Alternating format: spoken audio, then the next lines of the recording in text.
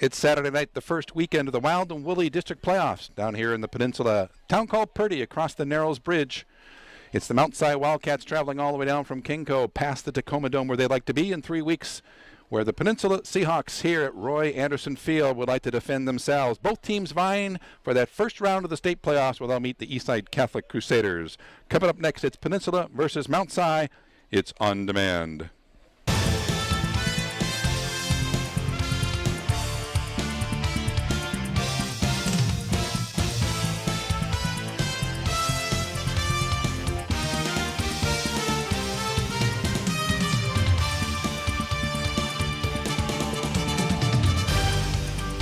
From Purdy on the peninsula across from the Narrows Bridge, it's that Wild and Woolly week called District Playoffs.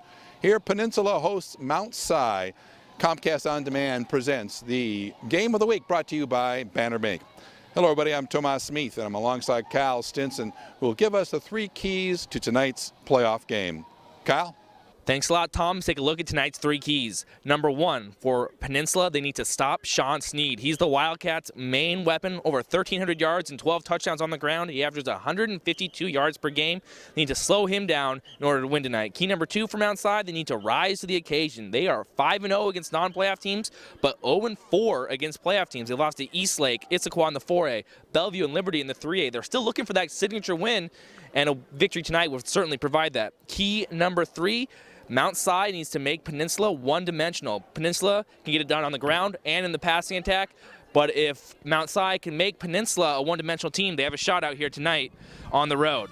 Those are your 3 keys. We're going to take a quick break, but don't go anywhere. Kickoff is just around the corner. Okay, quick quiz. How many companies offer more HD viewing choices than Comcast? Give up? The answer is 0. Zip. Nada. The big goose egg. No matter what you might hear, nobody offers more HD programming in Washington than Comcast. Not satellite, not anyone. And we're adding more all the time. Our fiber optics gives us the capacity to offer the most HD choices. So if you're thinking of connecting to HD, be sure to connect with who gives you the most HD. Comcast. Add the features of Simply Banner to your checking account, and you're doing something good for the environment, as well as making your life less complicated. You save paper by receiving statements online and paying your bills online. You save time by being able to do your banking from wherever you and your mobile device happen to be. And even more good news, you earn 3,000 Visa Extra points just for signing up. Simply Banner. It's good all the way around. Welcome back. It's that district playoff game between Peninsula and Mount Si coming up. Alongside me today to help bring some commentary is Kyle Stinson, who's down on the field with Mount Si Wildcat coach Charlie Canoon. Kyle? All right, thanks a lot, Tom. Coach, crossover matchup tonight. Don't have a whole lot of time to prepare. What kind of challenges does this late notice kind of present for you in this crossover week? Well, we got a couple films on them, and really what we try to do is concentrate on ourselves. You know, we need to take care of ourselves, and there's only 11 men on the field, so there's only so many defenses you can see over the course of a year and over the course of a few seasons. So we've pretty much seen every kind of defense there is to see, and we feel like we've got our kids coached up pretty well for any kind of blitzes and stunts and any kind of offensive sets they come up with. So we're pretty comfortable with that part of it. Now, offensively for you guys, led obviously by Sean Sneed, putting up the big numbers. But what's the key for you guys to be successful tonight on that side of the ball? Well, we need to be diverse. You know, we have to be able to play action, and we have to be able to throw our 3-step and our sprint out, and we have a quarterback that's very athletic and has the option to run on any pass that we have called. So, you know, Sean has had a great year and will continue to have a great year for us. But one of the reasons for that is because, you know, we've also thrown for 1,000 yards. So we're a little bit more diverse than what people think we are. All right, thanks a lot, Coach. Good luck tonight. Thank you. All right, Tom, let's go back up to you. Thanks, Kyle. Sounds like the Wild and Woolly prediction may be in form here tonight. 2 teams that are better on the field than on paper. Let's take a look at tonight's starting lineups. First, the offense for the Wildcats visiting from Mount Si. At quarterback, Tyson Riley will be backed up on the line by Michael Nelson, Zach Brevick, Ryan Ransevich, Paul Holler, and Aaron Matuli. Diversified attack includes the receivers Alex Hebert at tight end, Roscoe Castano, their leading receiver, and Ryan Fraser for possession. Running backs includes Sean Sneed and Zach Kirchmeyer. On defense for the home Peninsula Seahawks, Coach Ross Filkins announces these starters. First in the defensive line, Christian Doucette, Darren Creamer, John Hamilton, and Jason Karlstrom. The linebackers, Al Sugar Rasmussen, Brandon James, the running back, and Alan Wheat. The DBs, Jeffrey Grant, Zach Moore, Tony Lewis, and Adam Spear. And these are our starting lineups for tonight's game. Today's game is brought to you by Banner Bank, proud sponsor of every young adult who gives everything they've got on and off the gridiron. Thanks for making us proud. Well, we get set to kick off, Kyle. Top of Roy Anderson Field. In green is the hometown Seahawks. In white with red trim. Outside the Wildcats ready. A little bit of an unknown here this week, isn't it? Yeah, it's going to be interesting. 6 losses combined, all 6 to playoff teams for these 2 teams, so it'll be interesting. The short kick is gathered in at the 17-yard line. Making a move inside, then cutting outside. Works for the return of Mount Si into Seahawks territory. And that's exactly what you're looking for. That's the quarterback, Tyson Riley, one of the up men on that play. Talking to Coach Canoon before the game, talking about how athletic Riley was, and you saw it right there. Looking great on that return, and in a playoff game, a lot of emotion. It's great to come out and get that momentum right away, and that's exactly what Mount Si does. Well, everything's in this stadium, an old 40-year-old facility with 4-year-old brand new field turf. 47-yard return for the quarterback on that kickoff. He's under center with eye behind him, gives to the up back, and a power forward. A little bit extra plunge in the line, but only 2 yards. And that was the fullback, but the tailback, Sean Sneed, is the guy you're going to look at as the star for Mount Si. We talked about in the pregame, 1,300 yards on the season, 12 touchdowns. He is the workhorse. Look for him to have a big game for the Wildcats here. Same formation, one wide receiver left. A little bit of movement on the line there. And we have our first penalty of the game, so all that emotion sometimes hard to contain for these young fellas. Mount Si comes in having the experience of playing in a tough King Cone league. Their only losses to Bellevue and Liberty, and then of course playing 2 tough teams outside of conference as well. It's 2 Kinko teams that they lost to, Eastlake and Issaquah, but those are 4A Kinko teams. And that's a really tough thing about playing in Kinko, or at least maybe that's the good thing. I mean, it prepares you for the playoffs. You're playing tough teams, but it just kind of makes the record. They're 5-4, but 2 of their non-conference losses were to very strong playoff teams up a classification. Seahawks look to load the line, only 1 deep safety. Looks like cover 1, possibly cover 2. Quick drop into the middle. Riley connects near the first down marker, so that 5-yard deficit on penalty not an issue as they're very close to first down here on that first down play. Alex Hebert with the catch right there. He's the big tight end. The senior, 6'3", 230. That's great size in your tight end and showing good hands. He's not just a 6th blocker out there. Very nice hands going up and snagging that. Huge pickup, picking up his lineman after that penalty. Riley operating under center again. Give him a first down at the 35-yard line. Spread formation, 1 slot right. Far receiver left. Gives it to the 1 back coming off with 1 step. And he'll gain 5 yards. So you heard the crowd underneath along with the cheerleaders say draw, helping out the defensive team. Home stands underneath us are filling in the far side, several buses bringing them down past Tacoma Dome where both teams like to see themselves in 3 weeks. Both teams vying to take on Eastside Catholic, who hammered Mount Rainier last night. Yeah, it's going to be a tough matchup next week. Eastside Catholic, a pretty strong team, won their first Metro championship in several years last week. So 2nd and 5, they give it to the deep back again off the Nebraska eye, and they'll be close to the next set of new downs, just a 4-yard gain off left tackle. That was Sneed again, and you know, this is both of our first chance to see him. You look at his numbers, very impressive. Doesn't look like he's necessarily the game breaker type, but more the workhorse. He's not going to probably take it 80 yards, but he'll pick up 4 or 5 yards a pop, move it downfield. Something Coach Canoon likes. He's a big-time player in the big-time games. He actually outran Peter Nguyen in their loss to Bellevue, although Nguyen had the 2 touchdowns to make the difference. Straight ahead again. Off the left side, tried to spin inside of traffic. Sneed gathers another 5 or 6 yards after contact. So a very successful run for the first down there and 2nd down for the Wildcats. And what you got to like about Sneed so far is he keeps the legs moving. First contact does not bring him down. He's going to at least fall forward in that case. is able to spin free and pick up an extra 5 yards, but at the very least, he's pushing the pile forward, picking up an extra few yards every run.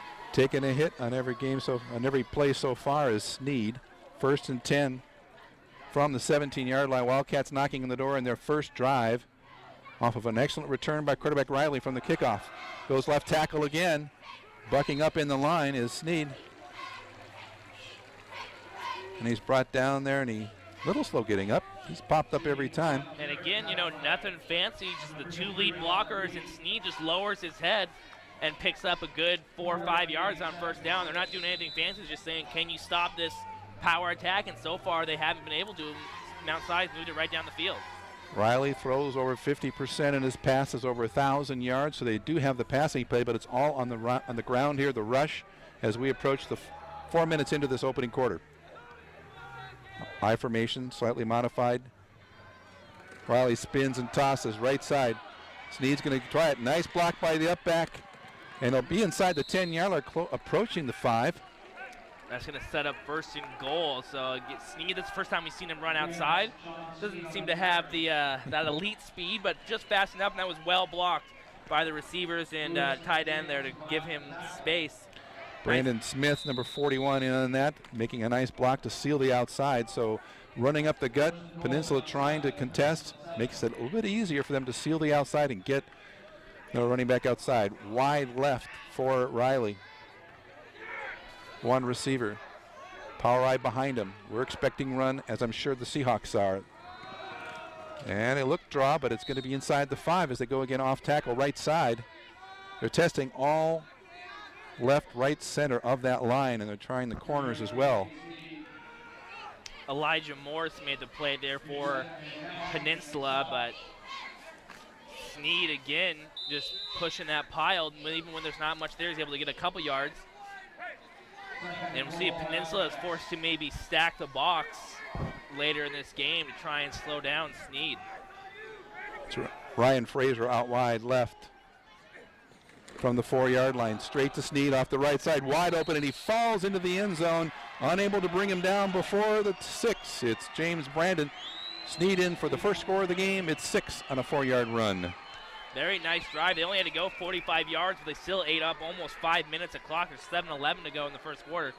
So very nice drive, exactly what Mount Si wanted to do. And this is a team that's going to be, it's going to be really interesting to see what they do. We mentioned they're 0-4 against playoff teams this year, 5-0 against teams that didn't make the playoffs. So we really don't know how good this team or how bad this team is. You really just have no idea. Holding for the place kicker, it's Jordan Canoon. The place is down, the kick is up, and Edwards King puts it through to convert. And the score now, the visiting Mount Si Wildcats 7, the Seahawks 0. 7:11 on the clock, not rolling the dice at all, just going straight north-south. The Wildcats march down the field, and after that 47-yard kickoff return by Riley, they started in Seahawks territory and clicked off the plays with 4 first downs actually en route. And now I'm interested to see this Peninsula offense. It's a very balanced attack led by quarterback J.R. Grosshans. Good rushing attack. Brandon James, their leading rusher, but they, and then they have Jacob Passion, a tremendous receiver, almost 800 yards this season. So they really have a balanced attack, and see if Mount Si can try and take away one of those options, either the running game or the passing game, try and make Peninsula a one-dimensional club. Darian Creamer back to receive the kickoff along with Tony Lewis, number 1.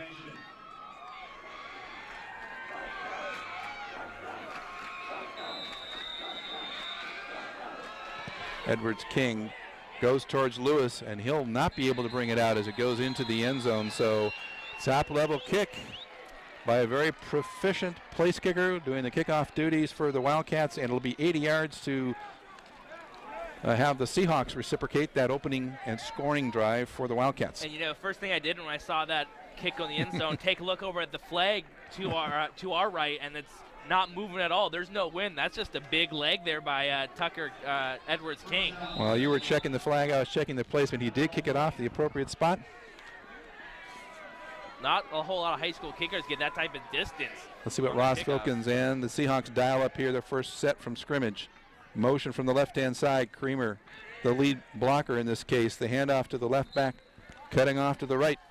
And they'll get some positive yardage as they test the Mount Si defense for the first time here in this crossover match, determining who goes to the round of 16 for the state playoffs next week. And that was Brandon James on the carry. He's the leading rusher on this Peninsula team, over 800 yards. But again, very balanced. Groshans has over 1,300 yards passing. They can do it in the air and on the ground for sure. Creamer in that set in the backfield, not announced as a starter. One in the backfield. Groshans back, looking left, and complete, and across into Mount Si territory. He found his favorite receiver, no surprise there, Jacob Passion. And a tackle made by Tyson Riley, so we've seen him make a play offensively, defensively, and in special teams for Mount Si. So versatile quarterback, but Passion, that was a great play. You saw why he's the man in this offense, the man as far as the receivers go. That ball looked like it was going to be out in front of him, but he turned on the jets, made a nice catch, extending his arms out in front of him, out away from his body, and nice little run after the catch as well. 26-yard pass play for a first down in Mount Si territory, just by a yard. Groshans back, looking pass, rolling right under pressure.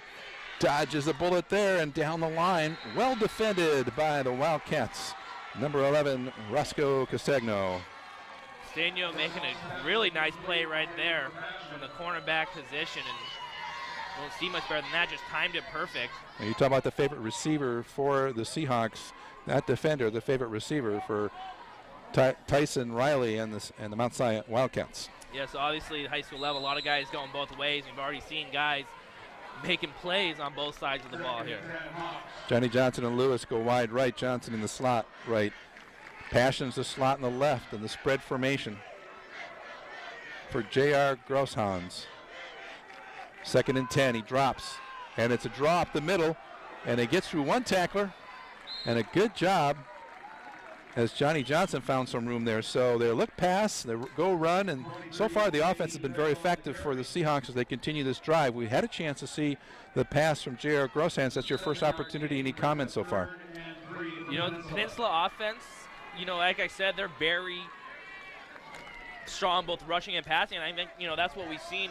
Good arm from Groshans, and the rushing game, while it hasn't really been tremendous so far, has been effective. 3rd and 4 here. Trips right, sprinting right, and connecting on a pass to the 31-yard line and falling forward to Troy Lewis. So he may have favorite receivers, but he dishes it out fairly well. Good vision by the quarterback as he sprinted away from any potential trouble. Tony Lewis, good size, 6'3", 182. That's a big target as a wide receiver for Groshans. Say the first down will be from the 30-yard line. So far, 30 yards to Pater, 50 of the 80 in this opening drive for Peninsula. The Seahawks only one loss in the season in conference play, two to very respectable teams, as is the case for both teams here. Second team in SBSL 3A. JR throws one wide receiver way wide and to the right sideline. No motion on the jig. And there we have a motion issue as the officials will whistle that play dead. Looks like JR wanted that motion a bit sooner. Yeah, put that leg back twice, and then I'm going to have a timeout. So first timeout for Peninsula. A little miscommunication, it seems, for the Seahawks there. The receiver, bottom of your screen, was Jeff Grant, and he maybe not on the same page with his quarterback right there. Now talking to everybody, they're very excited, of course, to be in the postseason. This field saw an upset of a top 10 team 4A last night. KGHP, Gig Harbor Radio, covering last night and tonight's game. Longtime announcer Leland Smith, who's also the PA announcer, talking about how they're gearing up again for another exciting night here in Purdy. Yeah, Federal Way taking out Gig Harbor last night. Gig Harbor, one of the two teams that beat Peninsula this season. They're a 4A team, though, Peninsula 3A, so Peninsula stepping up and took it pretty hard. 33-0, they lost that game to Gig Harbor. Their only other loss was to Lakes, who's number 3 in the state right now in 3A, poised to make a deep run in the playoffs. They lost that one 42-26, so relatively close. So this team can stay with the best of them at the 3A level.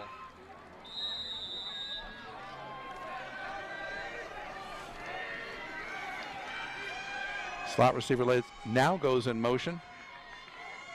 Groshans Delayed handoff, left side, lots of vision and lots of openings, and brought down across the 25-yard line for the Seahawks is their leading ball carrier. That was Darian Kramer.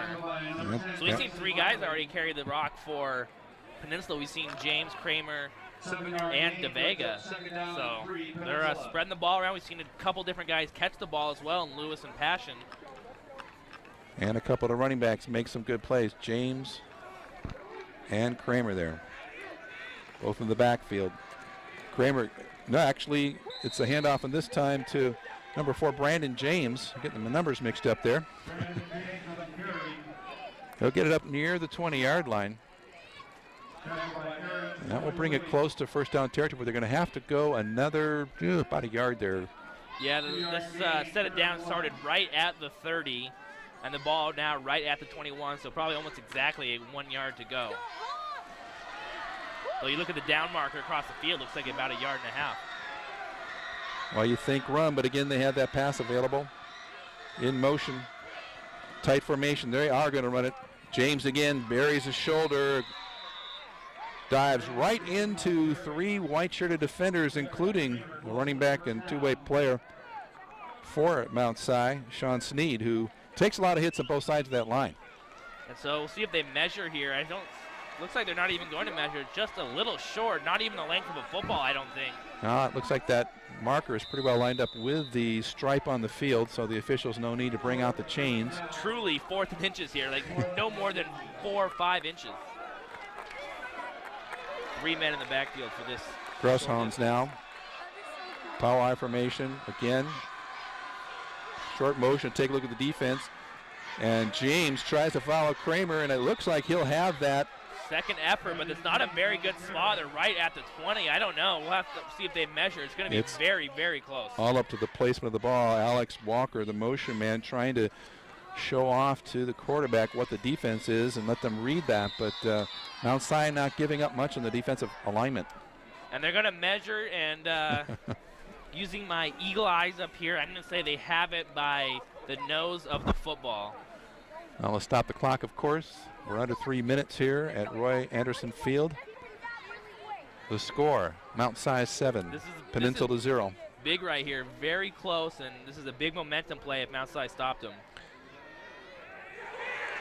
And as you can tell by the jumping up and down the defenders, you're still not convinced, but we don't have the best angle out there, certainly the officials, and the Wildcats have held. Oh, that was, I mean, if they didn't get it by no more than an inch, but that's a huge momentum swing for the Wildcats. You know, it was one thing to get your defense off the field, but to get them on a 4th down like that, 4th and inches, and you stop them, that's going to be a huge momentum play and a huge confidence booster for this Wildcat defense. That's a big play, as you mentioned, so we'll have to see the effect of it. As Mount Si comes out again in the power I, 2 very wide receivers for Tyson Riley under center. Long count, gives it up the middle again to the up back Kirchmeier. Digging. Troy Lewis hops his back and he carries him a few more yards, and it's not just the line that's making the ball move for Mount Si.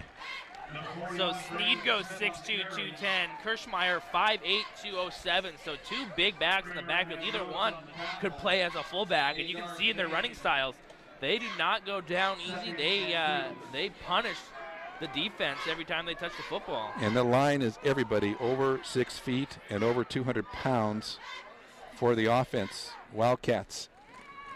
Handed off left side, stiff arm by James, but he can't break the tackle of the defensive captain for Peninsula. Good job by Alan Wheat, who collared him there behind the line. May have gotten back to the line of scrimmage. Brings up again, short yardage situation, 3rd and possibly 3 for the Wildcats. Wheat and Kramer also in on that play. That's a huge play. First time they've stopped Sneed without him picking up a significant chunk. And that one was developing outside again. I think a good read by Wheat and the defense for Peninsula. Power I formation. Riley looks for the quick pass left side. And in the slant, a surest pass in high school football. And it's complete to Fraser, number 19, who's wrapped up immediately by Lewis. But it's a first down to keep the drive alive for Mount Si. And the passing game looking good. You know, you look at the numbers coming in, you think it's going to be all Sean Sneed all game long, but Coach Canoon told us before the game, you know, they have a guy that they're comfortable throwing it in Tyson Riley, and he can run it himself. So this isn't a one-dimensional team by any means.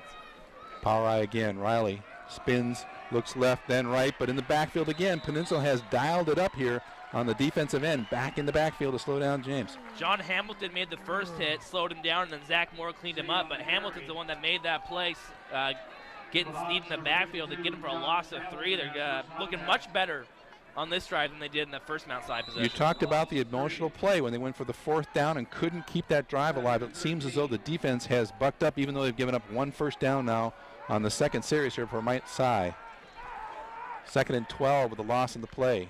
Wildcats spinning. Riley fakes the handoff under pressure, loops it towards the first down marker, and it will not be complete. The intended receiver looked to be number 41, Brandon Smith, who's come in and out of both series so far for the Wildcats. So they use a lot of personnel. You got to make that catch if you're Brandon Smith. Doesn't get a much easier catch than that. Lobbed by Tyson Riley, didn't fire it in there. A nice, easy drop right into his hands. Just let it slip. Was looking maybe downfield or looking at the defender. Another reason to catch that is you're right in front of your coaches and your teammates, and you do not want to drop the ball there. Well, and you set yourself up now, 3rd and 13. Maybe you pick up 5-6 yards and you get a manageable 3rd down, but now it's going to be tough. 3rd and 12.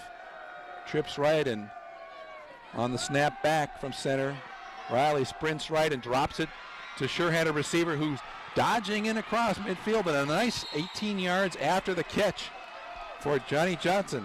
Roscoe Castagno, the leading receiver, and quarterback and favorite receiver hooked up on that one. Big play right there. Tyson Riley's shown his ability on 3rd down to find the open man. First on the first drive, he found the tight end there, Castagno. Good looking play for Mount Si. Found the open area, looped it up there. Good grab by Castagno, and Roscoe did the rest with his legs, winding through the Seahawks defense. Brings up 1st and 10 from the 38. Again, taking the snap back, handing off. Sneed now probes the left side, and he's got lots of space cleared by his line. And Peninsula's there, but his line is creating the space there. And he made a nice cut there. Could have been hit right at the line of scrimmage, made a nice cut, picked up 5-6 yards. Well, that first quarter went fast, lots of running, but some key passes. The lead in the game still the visiting Wildcats, 7-0 over Peninsula. This is Varsity Sports On Demand. End of the first quarter. We'll be right back. Production assistance provided by GameTapes.com. Get all the action from Washington State basketball and football finals, past and present, on DVD at GameTapes.com. All the action, all the angles, GameTapes.com. Comcast offers the most HD viewing choices and the best picture quality on HD channels you really want to see, including local networks not available on satellite. With new channels like Disney Channel HD, ABC Family HD, and Science Channel HD. Plus, you get over 400 HD choices on demand that you can't get with satellite, with more being added all the time. Sports, movies, and more in HD. That's Comcastic. Welcome back to Roy Anderson Field. It's the district playoffs crossover games. Mount Si in possession, their 2nd drive as we start the 2nd period alongside Kyle Stinson. I'm Tomas Smith. And Bannerbank brings the action as the handoff by Riley up the middle and breaking free. The Wildcats cutting back across the 10 to the 5 and forced out of bounds before he hits the pylons. Touchdown signal correction. It's 6 points as a nice run by Sam Sneed. Totally. I think it's Sam Sneed's great-great-grandson, Sean Sneed, maybe with that play. A 34-yard touchdown run for Sneed, showing that game-breaking ability. Well, a good job as he cut across the grain, and boy, he's got the strength to buck the tackles, but he has the speed too to break away. First time we've seen him show that speed before. He's just been pounding up the middle, 4 or 5 yards up hop, but right there, first time we've really seen him get out in the open field and look very impressive. Tucker Edwards King to convert. Good hold by Canoon. Kick is up, but it's no good, so the kick fails there. And we're on unlucky 13, but it's a 13-0 lead for Mount Si. I think Coach Canoon will take that. Kicked that ball a mile, but just shanked it wide left. But Peninsula probably a little surprised here. You see you're taking on a 5-4 team opening around the playoff. You don't think too much of it because, I mean, quite honestly, in the round of 32, there are some lesser teams, some teams that really have no business in the state playoffs. And you kind of see 5-4 next to a team, and you might think that, but Mount Si, coming from the conference they come in, they are battle tested and have come out to play here the first quarter plus. Well, at the half against Bellevue, it was a 1-point advantage, so 13 a number on a failed kick again for Mount Si. They hope that that's not a portent of things to come. Here they have the lead. They seem to be in command. They want to keep doing what Coach dialed up for them to do. And for Ross Filkins and Peninsula, they've got to find an answer here to slow down the offense and to keep their drives alive. 79 yards. Or 59 yards, but stalling at the 20, and their first opportunity will get their second now. The kick by Edwards King to the 15, left side, in green, the Seahawks.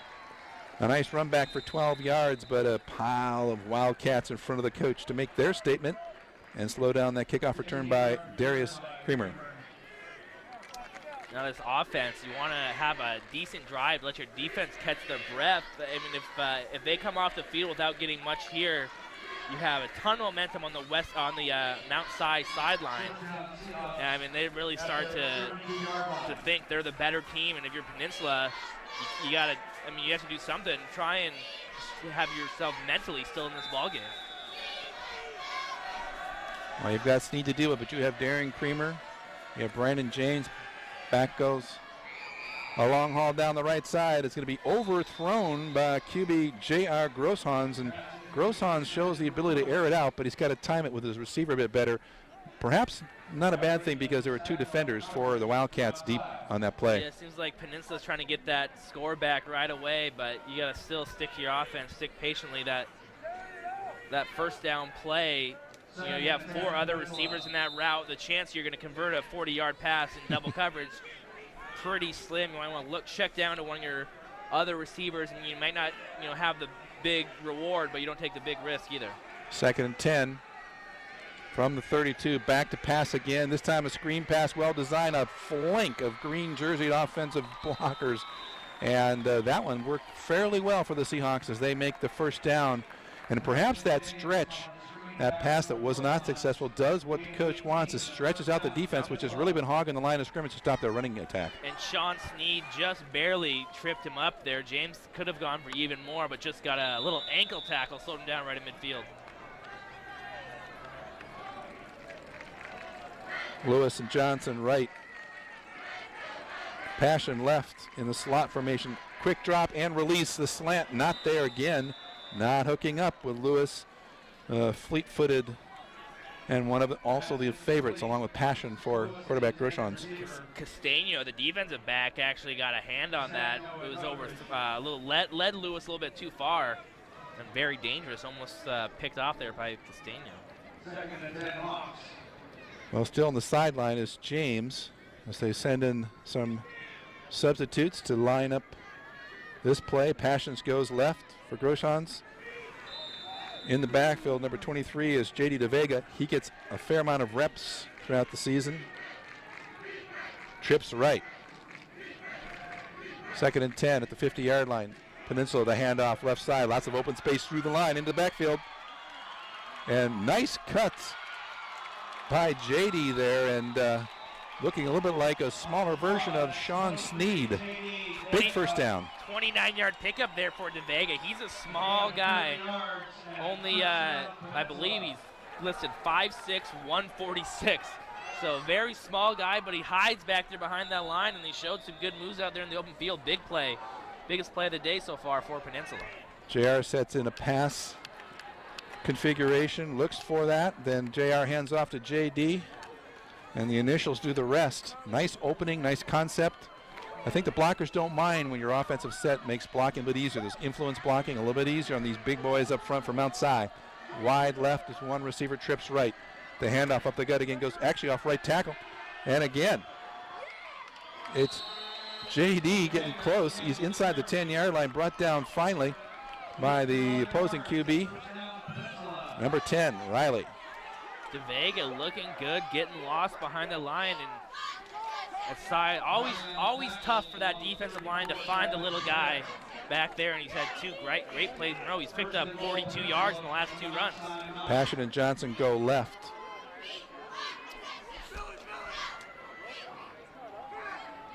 Jeff Grant is the right receiver. Long count. JR hands off left side.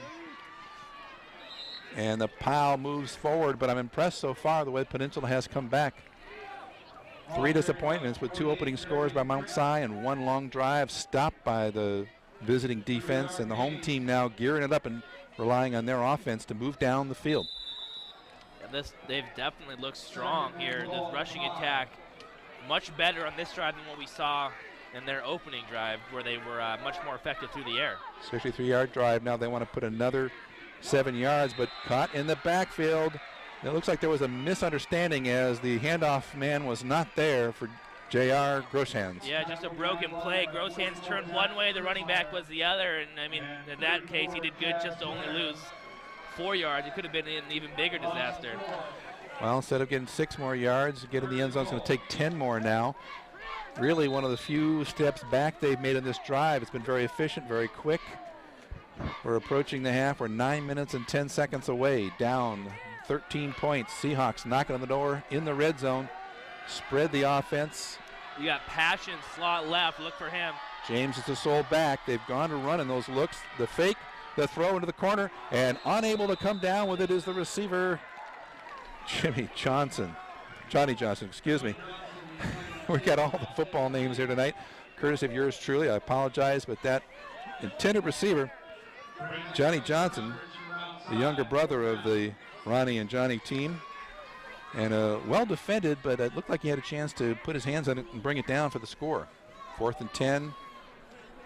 Seahawks looking to set up for the field goal.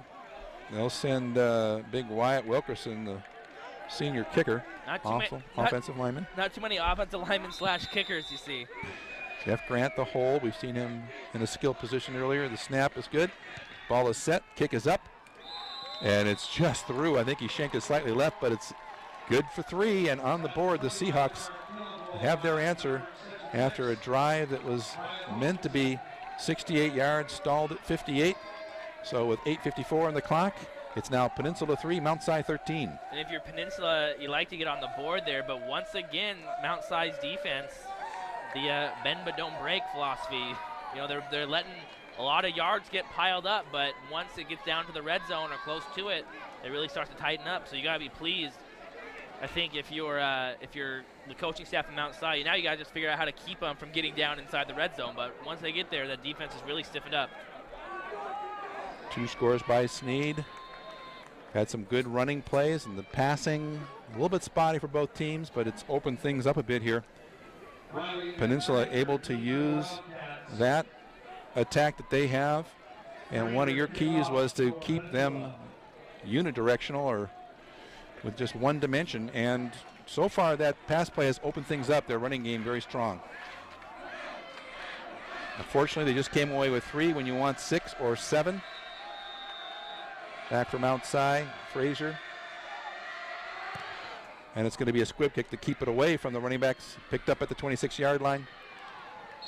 And burrowing forward for Mount Si. I don't know how long they're going to be able to keep doing the squib kick. They do it once, and they return it to past midfield. And here they're going to start at the 37, which is pretty good field position. It seems you'd be better off trying to just kick it deep and, and let your coverage team do their job. Unless you're that scared of the kick return of Mount Si, but it just seems like you're giving them great field position every time. Cody Blair, an 11-yard return. Wildcats set up 1st and 10 at the 37. Cody and Chaz, another brother team out there, as so often you see in high school football. Riley under center. Spins and deals left side. And the running backs are being called upon to use their vision to find the opening, and a good job by Sneed there as he shows the left side. Looked like an opening for a solid gain of 4 yards. Brings up 2nd and 6 for Mount Si. 3rd series of the game.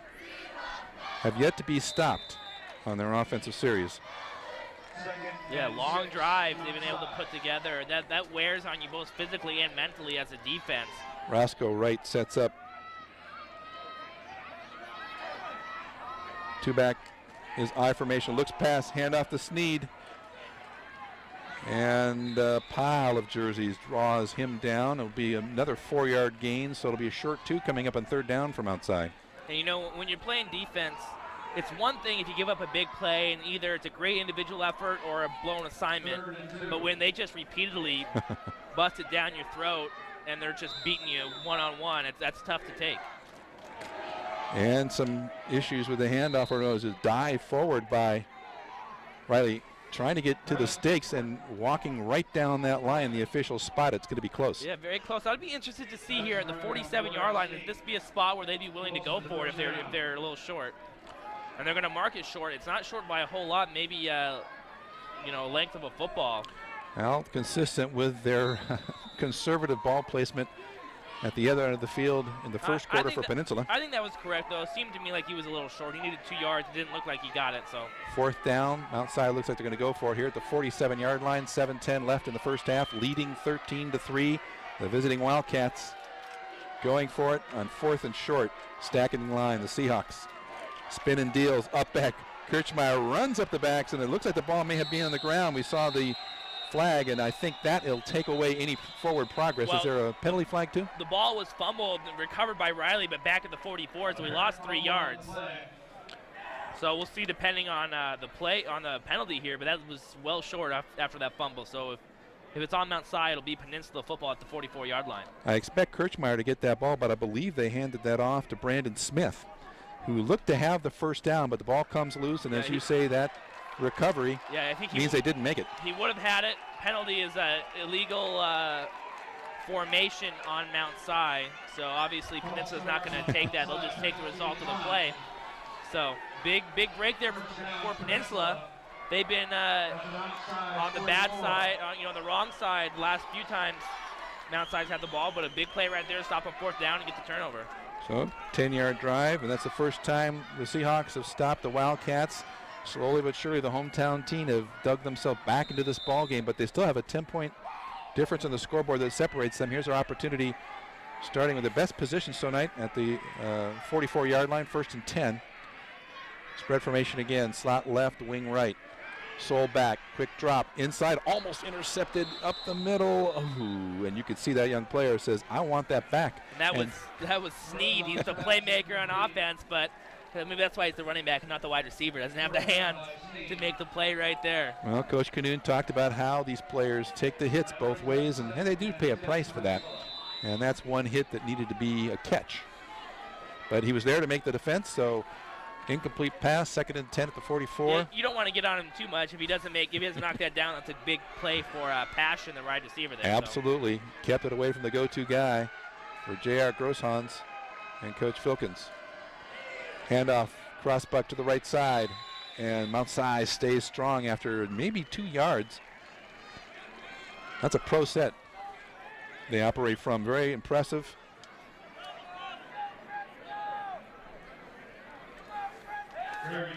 Third and about 8 or 9, but this is an offense that we've mentioned is well equipped to pick up 3rd and long with their passing game. With between Passion and Lewis, Passion will be bottom of your screen, Lewis top of your screen, number 1. 3rd and 8, the defense sets as well. Mount Si anticipating cover 3. Swing pass, cutting inside, trying to take advantage of some leverage blocks, but again, the Wildcats slow them down. Only 2 more yards beyond the line of scrimmage, so no go on that show. And we'll see if they go for it here. Looks like the punting team's coming out, but on that play, that little slip screen, maybe not. That's very effective when you're facing a blitz, but when you have a linebackers dropping back, you're not going to have enough blockers out there to make that play. Wasn't the best call for the defense they were facing there. Good job by the Mount Si coaching staff to be in the correct defense. Kyle Nose sets up just inside his own 50 at the 48. Anticipating the punt, Roscoe Castano at the 10. Punt is high, angling towards the line. Pretty sophisticated effort, and Willett very close to a coffin corner punt, but it will be a touchback for the Wildcats. And I'm pretty impressed with Cal Knowles, very calmly back there trying to pooch it inside the 10, but the Wildcats dodged that bullet with 5:27 here in the first half of play. The Wildcats will set up shop for their 4th offensive series of the game, and things opened up early, didn't they? And it looked like it might be wild rock'em sock'em, but the defenses have bolstered the game and slowed things down. Yeah, the first 2 drives for each team, they moved down the field without much problems for Peninsula until they got right in the red zone. But the last 2 drives, defenses have stiffened up. Part of the wild and woolly of this district round crossovers, pitch to the right off the I formation. And it's student body right for the Wildcats. And student body moves about 5 yards together. Yeah, you know, the beauty of this crossover week is that not only, I mean, do you get to compare these two teams, one a 5-4 team, one a 7-2, but it gives you a good idea about these conferences as well. I mean, SPSL 3A, Lakes gets a lot of pub. They're one of the top-ranked teams. They put up all these numbers, undefeated. But beyond them, is Peninsula the second-best team in the league? Are they a legit state contender? You know, you don't know until you see them in action here in the playoffs. Fraser is our wide near side receiver. They're on the far hash marks, and in the I formation, they hand to the up back. Again, sticking to the ground as we click in under 5 minutes here. With the 13-3 lead, Mount Si very conservative, just trying to have their boys focus on the key fundamentals of controlling the line of scrimmage. And then with Mount Si, you know, we talked about how they haven't beat a playoff team, but they've lost all their playoff opponents. They've won every game by a minimum of 21 points. So they're blowing teams out that aren't playoff teams, and they're losing close games to teams that are in the playoffs. So you think even though their record isn't strong, there are a quality team from the Kinko. Well, Hebert shifts sides, and they run to that side on the handoff, and a defense that had to chase down that play gives up the first down to Mount Si, running back off the left side. And it looked like Fraser was the option on that play, so a little bit of gizmo there, although when it's running between the tackles, it's still a little bit of straight ahead. And Snead just continues to move the change. Mount Si's rushing attack very effective, and they eat so much clock when they have the ball, when they're able to pick up so many first downs each drive. Josh Snow was in for Roscoe Castano, who goes wide along with Fraser. Nebraska set the fake, the roll right. Riley under pressure down the line. Very confident, very composed. It will be incomplete, I believe. And Peninsula now is challenging the offense from outside. Darian Kramer was with the pressure there on Riley, busted through the block and almost got it to Riley before he let it go. This is Varsity Sports, brought to you on demand by Banner Bank and the production crew from Game Tapes. You can go to gametapes.com to pick up your DVDs for friends and family, and yes, coaches too. Leading 13-3, it's Mount Si. Visiting Peninsula here at Roy Anderson Field. I'm Tomas Smith along Kyle Stinson. 2nd and 10, high formation. They give it up the gut, the strength, and it's a strong run. But it will not get near that first down stake. It just approaches that at the 47-yard line as Peninsula has stiffened on their defensive set. 3.5 minutes to go by the time they unpile off this football. It's a very manageable third down, though. Third, just about 3.5 after that 6+ yard gain by Snead. Alan Wheat slow to get up off the field. He is their defensive signal caller. Alan Wheat comes off. Both teams ready to go. It's 3rd and 3 with 3:29 in the second quarter clock here at Roy Anderson Field. Outside leading. And off to the right side is off tackle. And it approaches midfield, but I do not believe, again, he's going to get the spot that gives him the first down on that 3rd and short play. No, I think it's going to be a little bit short, maybe a half yard short, and we'll see. Last time on 4th and short, they went for it and didn't get it, but we'll see now. Talk about the offensive line from outside being all over 200. Everyone's over 200, the defensive line for the Seahawks as well. 4th and 1 coming up. Coaches want to talk things over with their kids. And we're here, Varsity Sports on demand. You can dial it up, watch it. I'm sure some of the coaches who are preparing next week might find out about this and take a look at things. Well, I guarantee you Eastside Catholic coaches are in the house tonight. They won yesterday convincingly, big victory. So they need to know, this will be their first chance probably to scout either of these two teams in person. You wouldn't expect Eastside Catholic gets down to Gig Harbor to see Peninsula or any of the teams in the SPSL for that matter. So be a lot of good information for those coaches. That's the advantage of playing on a Friday. We're here Saturday night in Gig Harbor. Eastside played Friday night. They have the advantage of kind of knowing they're playing next week and come and get the scouting advantage. Where yesterday you'd think Mount Si and Peninsula a little bit more concerned with this upcoming game than scouting Eastside Catholic. Roscoe Castano, left side, power I, and again a whistle. Last night, Gig Harbor, a top 10 team, upset, if you will, by a strong Federal Way team from SPSL South. Yeah, I don't know how much of an upset that is. Federal Way's a quality team. They were a quality team last year, and they have a lot of guys back. They have recruits recruit to going to Washington, and Andrew Pulu.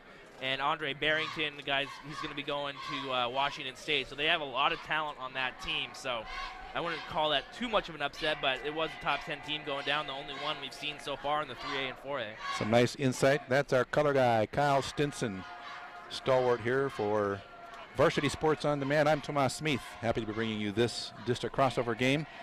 16 teams next week. One of these teams will advance, and they're bringing what brought them here tonight. When you can't really prepare a whole lot and add a lot of razzle-dazzle, you go to what brought you, where your strengths are. We've seen both teams do that. The balance of Peninsula, the response of both teams on defense. And a game that looked like it might be a set of fireworks has bogged down just a bit on stellar defensive play. 4th and 1. Let's see what Coach Charlie Canoon draws up. Power I formation again. Riley goes straight ahead. So much discussion about nothing. That's what's worked for them on short before. And it's a first down into Seahawks territory on the 3-yard gain by quarterback Tyson Riley. And this is a big spot in this game for the Peninsula defense. We're 2:47, because we have a quick stoppage on the clock right here. But if you give up another touchdown before the end of the half, that can be a backbreaker. But if you come off and get a defensive stand here, they'll give you a little momentum heading into the locker room, which they could use right now, trailing by 10. And you might be looking for a turnover or something big as well. You've got to stop them first, but have that in the back of your mind. If you look at the stats, the turnover ratio, that's one of the weaknesses for Mount Si, having faced some of those tough competitors in Kingco 3A and 4A.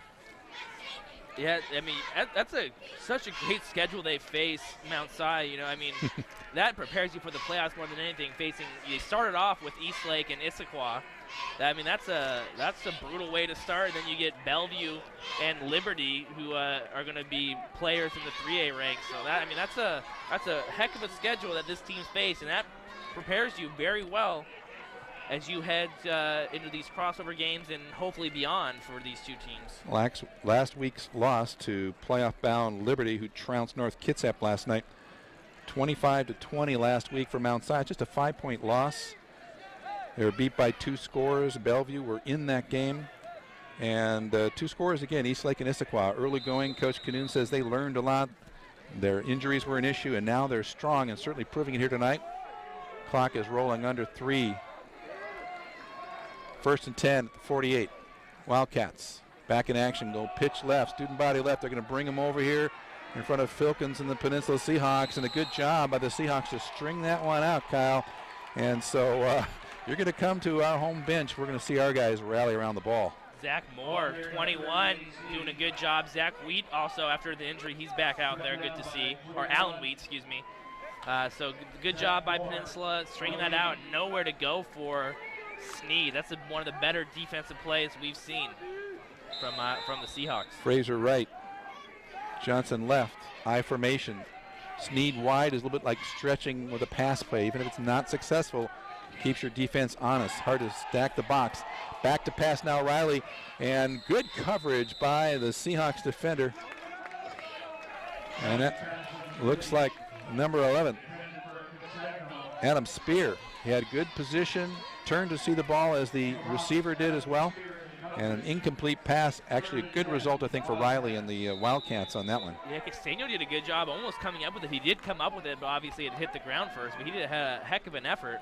He had to battle back through and around the defender. Adam Spear, a junior. 3rd and 10 now at the 48. So having that first down in Peninsula territory, they've got to convert here. Otherwise, it's a no-go. Trips right. Riley, slight sprint to the right. Not under pressure. Has some time. Looks now for the run. Can cut back and has some space. One blocker to seal. Across the 45 to the 40. A bit of a halt and go. And it's across the 35-yard line. So good conversion there by the feet, not the arm, of Tyson Riley. And Alex Hebert, the tight end, was downfield making a block. It wasn't the prettiest block you'll ever see, but he got in the way, and he was the reason that Riley was able to pick up that first down. That's a big play on 3rd and 10. Picks it up with his feet when they just great blocking by Mount Si. Back-breaking play for Peninsula there. Mount Si fairly effective with 52% for Tyson Riley. Sprints right and then cuts back and sprints left. Good use of his blockers there. Power I, 1st and 10 at the 34. Goes to the deep back Sneed. And again, you see the line trailing downfield after the running back who runs with power and grace. And yes, he's got some blocking up front too on that 7-yard burst. So 1:16 and counting here. We'll see if Mount Si starts to show a little bit of a sense of urgency. They're going to be just about 1 minute when this next play is snapped. Spread them wide, I formation. Time becomes a defensive factor for the Seahawks, as you mentioned. Riley, hands off, nope, sprints left. Straightaway run to the 20, the 15, the 10, and drawn down there on a nice run by the defender who had to come clearly across the field, and good running by Riley. We've seen his effectiveness, heady play, and swift feet. And just when Peninsula starts to load up on Sean Sneed, then they have another wrinkle they're going to have to keep an eye on in the second half. They can't just load up on the running backs for Mount Si, because Riley's just shown he can kill you with his feet as well. Solved one of the question marks you had in terms of clock management. It will stop to move the chain, so it's running now at 50. Right side again. Get it in the end zone. It is a touchdown for the Wildcats on a 5-yard blast right side. Wow. Sean Sneed again, he is going to work. Third time he's found the end zone, and with 35 seconds to go, Mount Si finds the end zone again. And when they were backed up, 3rd and 10, broken play, the defensive backfield keeps the receivers blanketed, and then Riley makes a couple plays with his feet. And from what it looked like, a minute or two ago, that they were going to get the ball back with about a minute to go. Instead, Mount Si finds the end zone again, just back-breaking for Peninsula. Looks like the offense is going to set up for a 2-point conversion to make up for the failed kick on the last touchdown. Score right now is 19-3. 16-point difference can become 18 with this conversion. Right side, the fake handoff, play action, flag on the field, and into the end zone.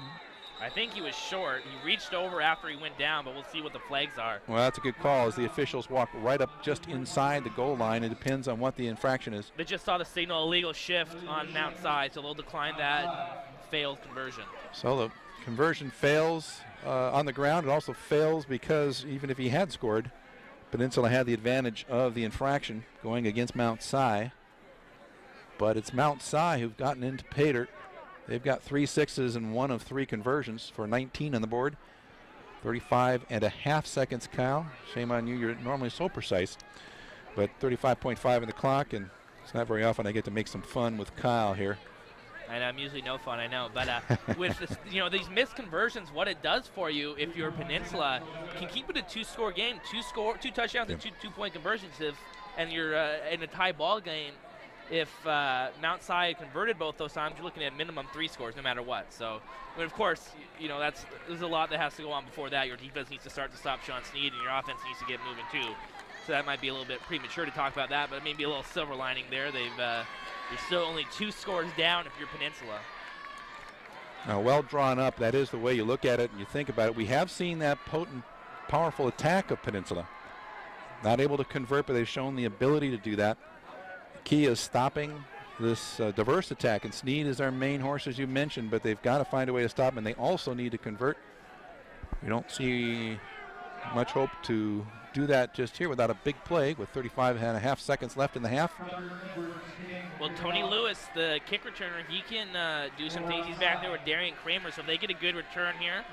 We've seen they have a good passing attack with Lewis and Passions catching it from Grosjean, so you never know with a good return what could happen. Pooch kit or kick away? See, probably try and squib it to keep it away from. The returners. Okay, so from the 21 all the way to the 33, a 12-yard return for number 60. We've seen some unusual numbers do some unusual things here already in this first half. And we did see Michael Sly. We did see that squib kick there from Mount Si. So, like we were talking about. Don't give up the big play to Lewis or Kramer, and now you set yourself up to go in at the half up 16. Okay, 29.5. First and 10 from the 32. Seahawks spread offense. Throwback behind the line of scrimmage and snuffed out, but running through that tackle and just back to the line of scrimmage, the intended receiver. And I like that play call for Peninsula. You know, it's not very dangerous, and, you know, you have a good player out there in Passion, and if he makes a play, you know, great. So maybe he takes it to the house or, you know, gets you in better position, but, you know, there's not a whole lot of risk, you know, on that play, on that quick screen. So I think that's a good play call. You know, there's no chance of throwing an interception, really. So it puts it in the hands of one of their skilled receivers who can do something after he gets the ball. But it also puts him near the sideline so he can step out of bounds to help control the clock at 12.1. See if they can make something big happen and get him scoring position. 12.1 now. One timeout taken by Peninsula. They'd love to use both of them because if they do, that means they're doing something meaningful out there. Rather than just taking a knee, they're going to see what they can do to probe the defense on outside, maybe give the coaches and the kids a little extra information to deal with at halftime, and who knows, perhaps dial up something to get some more points on the board. That would be a big play as Mount Si drops back. Their deep safety is back in their own territory, 18, 19 yards away from the line of scrimmage. So it's not about the 12 yards they need for the first down other than to safely get advanced. They're going to try and see if they can stretch the field against the Wildcats. Pro set, slot right. The handoff goes left, and rumbling up midfield is number 20. So clock stops with 5. I wonder if they try and call a timeout here to. Now it's 5.5, and that was Sugar Rasmussen getting the ball. Again, the pro set near hash mark, so the slot is tight on the right. Far receiver left, and the spike the ball to Peninsula to stop the clock at 1st and 10 from their own 49-yard line.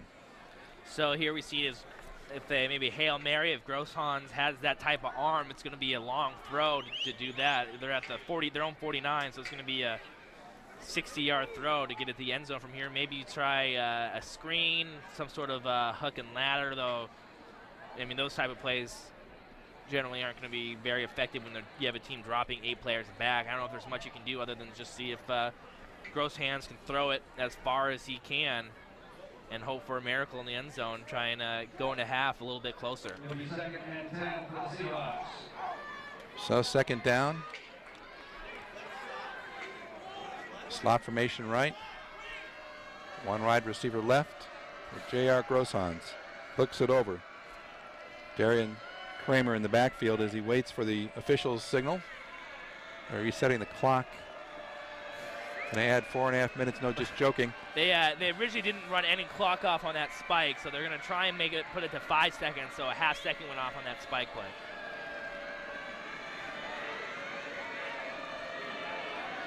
Now it's 4 minutes on the clock, so a little confusion here. Kind of an old-time feel to the stadium. Should note the Peninsula Band is away as they're observing and preparing to compete next year. The program has been growing here in the community. They're very proud of it. But it leaves the fans and the cheerleaders to provide the support for the boys. Here we go. 4 seconds on the clock. Taking a knee to end half. So, again, much ado about not much there as we finish the first half. Kind of interesting that you have him spike it just to take a knee, but I think they'll go to the locker room down 16 and make some adjustments. Perhaps a good play given what the coaches know about the capabilities of the young man. Both teams have played well, but it's right now Mount Si up 19-3 here. Wildcats leading the Seahawks. It's Varsity Sports on Comcast On Demand. We'll be back with halftime activities right after this. I'm sorry for the delay, Mr. Slowski. I have that information for you now. Put me back on hold. I don't want any information. There you go. Do stuff faster. Sign up for Comcast high-speed internet today and download whatever you want faster than ever before. At ridiculous speeds, it's way faster than DSL from your phone company. And now with Power Boost, your fast connection is even faster. Just call 1-888-COMCAST. Comcast high-speed internet with Power Boost. It's Comcastic. When you open a checking account at Banner Bank, you're part of a bigger picture.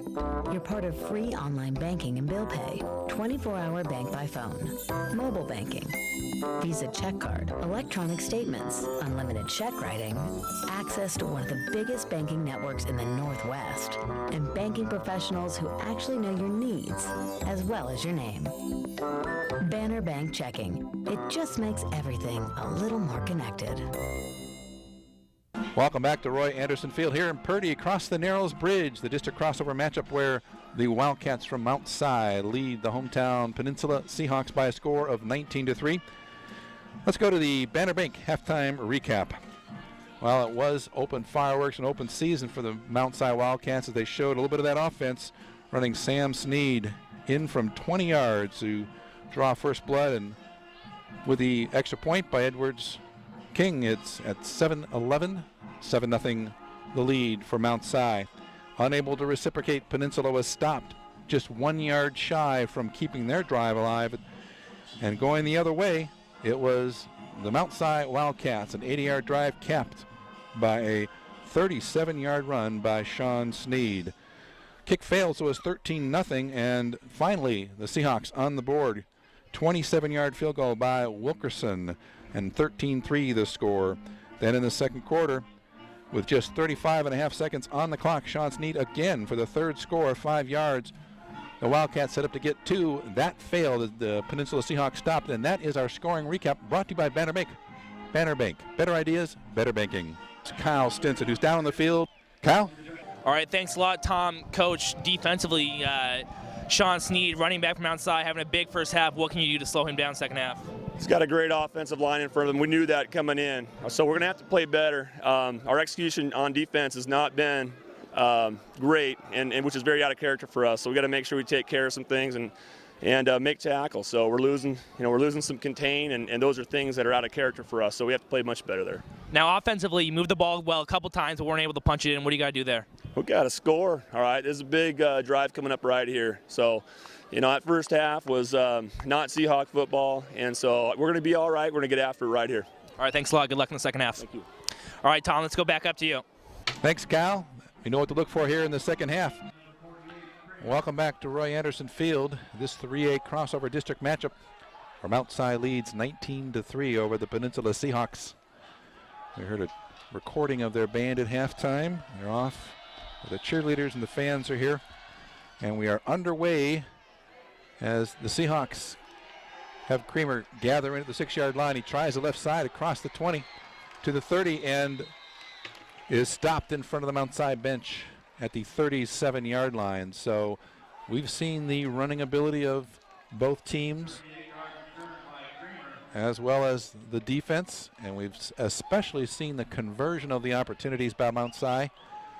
The big question, can Peninsula keep the ball rolling and convert their scoring opportunities to close that 16-point gap? Out comes Grosshand and the Seahawks. Pro set right, the handoff left, and the Wildcats know what they're up to, and they rally to stop the play. Whew, what'd I miss? Well, the kickoff, a pretty good return and pretty good field position for Peninsula. And just downstairs, you just heard it from Coach Filkins. This is a huge drive for this Seahawk team. Come out here, try and establish something on the offensive end. Haven't been able to punch it in. Lots of use of Alex Walker, the sole back behind Grosshands, who steps back, dishes it out wide right. Trying to get around the corner, and he does into Wildcats territory, but stepping out of bounds, number 28, Jeff Grant. It's been a handy substitute for Coach Filkins, and a couple of big plays here to open things up for Peninsula in the early going. And that play could have been much bigger, just tiptoeing down the sideline, just stepped out of bounds did Grant.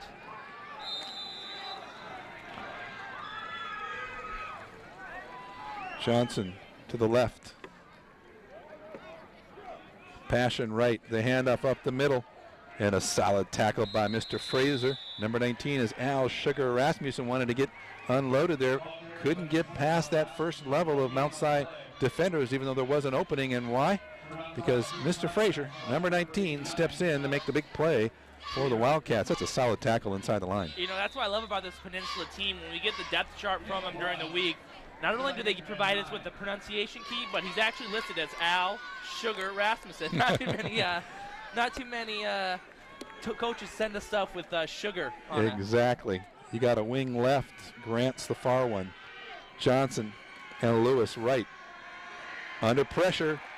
The quarterback will be dropped for the sack by big number 71. That's Ryan Ransevich, who needs no nickname, thank you very much, on a big loss on the drop back by J.R. Groshans. And Alex Hebert, number 89, the tight end, slow to get up, grabbing at his left ankle. He's going to go back down. We'll have a little stoppage in play here. The offense for the Seahawks eager to continue the momentum, recovering from that sack by Ransevich. Slot right and a wide slot left, so it's spread offense, delay up the middle, and back into Wildcats territory, but unable to keep his feet is number 23. One of the great subs here, J.D. DeVega, who's a senior who's seen a lot of good minutes running the ball, backing up the lead attack on the ground for Groshans and the Seahawks. And that play was made by Sneed, so he just tripped up DeVega. If he doesn't make that play, then DeVega's got a lot more room in front of him, so big play just to trip him up there. So Knowles was practicing his punts to start things off. Seahawks don't want to give it up, but they're going to have to here at 4th and 12. Near sideline again as Knowles bounces it at 15, and the Seahawks coverage team ushers it inside the 10. Walking away for the Wildcats is Roscoe Castagno, who we'll see the Wildcats set up their first set in the second half, still with that 16-point lead. The defense did their job. Now the offense wants to consume the clock, move the ball down the field, and further stymie the aspirations of this Peninsula powerhouse that really hasn't had a chance to get on track here tonight. And it'll be interesting to see how Peninsula comes out defensively. You know, Sneed, 110 yards, 3 touchdowns in the first half. They need to make adjustments on him. 9:07 on the clock, 1st and 10 from the 9-yard line. The handoff on the dive on the right side by Riley. And the Seahawks defense not bowing a bit. Gave up maybe 2 yards as they crossed over the 10-yard line there. Sneed on the carry. Gain of 2. So they stopped Sean Sneed every once in a while, but in the whole, not so much. Yeah, 100 yards and a half, and find the end zone 3 times. That's a heck of a full game. And that's a heck of a ball game, let alone a half of a crossover playoff game. But sometimes the Wild and Woolly can give you that. And the Wildcats taking what is given up the middle. And 2 defenders wrap up Sneed that time, but not before he approaches the 20-yard line where the stakes for a new set of downs is. Quickly, the Wildcats set it up again. 2 wides. Modified I formation behind Riley. Diggs himself, and could have predicted that after watching the first half. And let's see if the pile moved enough for Riley to get that first down. I'm not sure he made that there at all, Kyle. He's going to be short by about 1.5 yards, it looks like. And if you look out at the lights now, you see it's starting to rain out there. And, you know, I was just down on the field no more than 5 minutes ago talking to Coach Filkins, and it was dry as a bone. So this rain just started. We'll see if that has any effect. You'd think it would affect Peninsula more. They're the team going to the air more than Mount Si. So we'll see if that changes anything they're trying to do, or footing or slippery ball comes into play at all here. So Frazier will punt from inside his 5-yard line on the 4th and 3 play from the 17. 2 anticipating returners to protect the sidelines as the kick goes straight up the gut. And it's gathered at the 48-yard line, running to the right side for the Seahawks. Has his blocker in front of him and is unable to direct him into the tackler. That is Frazier, the punter. And we have 2 Wildcats down near midfield. And now it's just Kirschmeyer, 36. Taylor Mitchell was down, but he's up running off. He's fine. Kirschmeyer was in a big collision with Taylor Mitchell, and I thought it was Alec Bendorf for Peninsula. I'm not sure, though. Laying out 2 guys with 1 hit, and Kirschmeyer definitely took the worst of it, still down near midfield. Trips right include Johnson, Lewis, and Grant. The drop, the handoff, and nowhere to go for young J.D. DeVega. So he's filled in pretty well, but not back to the line of scrimmage on that one. Lost a yard. And this 3rd and 9 will force them to the air. Not a good position when the defense can line up knowing that you have to throw or go wide or do something unusual. They have not been able to control the line of scrimmage, have the Seahawks. No, this Mount Si defense has been very strong, and again, didn't know what to expect from them based on their record, but you have to be very impressed, and they're going to pose a threat throughout these playoffs if they advance. Johnson wide left, Passion right is the target, near sideline, and the ball dropped nicely by Grosjean. But the chasing defenders made it difficult for Passion to draw it in. It will be an incomplete pass, 4th and the long 9 yet to go. And that was Riley and Castano, so quarterback and receiver getting it done in the defensive backfield as well. Well, not Riley and Castano on the offensive end. That's the defensive play of those offensive players for Mount Si. And you could see the potential of a potent attack from Peninsula, but really unable to hook up at all this evening. 3 points on the board, 16 shy of the 19 points their opponent visiting from Mount Si, getting away of the opening of a new casino in that area. A long pooch pump by Knowles. Again lands inside the 10, a chance to bury it, but it looks like the ball will go into the end zone. So another opportunity missed by Peninsula, and the offense from Mount Si will start 1st and 10 from the 20, coming up here with just under 6 minutes in the 3rd period. Mount Si a commanding lead of 19-3, and it looks commanding, Cal, because while the offensive fireworks in the early going has continued to be their forte, with Snead pounding it in each time, quarterback Riley keeping the drive alive with some big runs, their defense has been stalwart tonight. Yeah, and the thing you got to be worried about also if you're Peninsula, let alone stopping Sean Snead or getting your offense going, Mount Si eats clock with their drives. We're halfway through the 3rd quarter now, and they can eat up big chunks of time. Riley has the eye, 2 wide receivers. It's Fraser who's left, but the mere hint of a fake opens things up, but the throw into the open territory does not find any Mount Si receivers, so that's an incomplete pass for Riley. He's been fairly efficient tonight. Yeah, and I think Riley was just kind of trying to get rid of that. He had 2 receivers to that side, Hebert, the tight end underneath, and Castano long, and both of them covered pretty well and doing a good job, I think, just getting out of bounds, not trying to force it in to where you might have tight coverage and a chance to get it intercepted and kind of take away all the momentum you have. So I think just a smart play by him, just throwing it out of bounds and taking 2nd down and 10. Heady play by Riley, and perhaps trying to loosen up the defense a bit. We'll see if Coach Canoon comes back to the run. We have spread offense with 1 running back in the backfield for Riley. That 1 running back is Snead, so you have to pay attention to him. The throw out here to the left is caught, and look at Peninsula rally around to swallow up number 5 for the Wildcats. That's Josh Snow, who's seen a bit of action tonight. So again, Coach Canoon rotating in the substitutes, giving all these kids a chance to have playoff action. And it was enough to pick up the 1st down, so Mount Si, after having 2nd and long there, converts. So the offense keeps on the field, and now I'm sure we might see a steady diet of Sean Snead here. Ball is placed on the 30-yard line, so yes, it is a 1st down for Mount Si. Early flag here. I don't know what it could be other than maybe a substitution violation. You would like to think it would be something of that nature, a technical officious call, and yes, it is. Keep those sidelines clear, both sides. Sideline violation. And both teams. I think that'll just be a warning at this point. I haven't seen them deliver a warning before that point. So. Yep. So that'll be the first warning. And we're appreciative of that, is because our angle on the field, the heads and the near bench just cover the near sideline. But it's also, of course, for the safety of the players and the clear vision of the officials. Border to border. Here at Roy Anderson Field, it's Mount Si 19, Peninsula 3.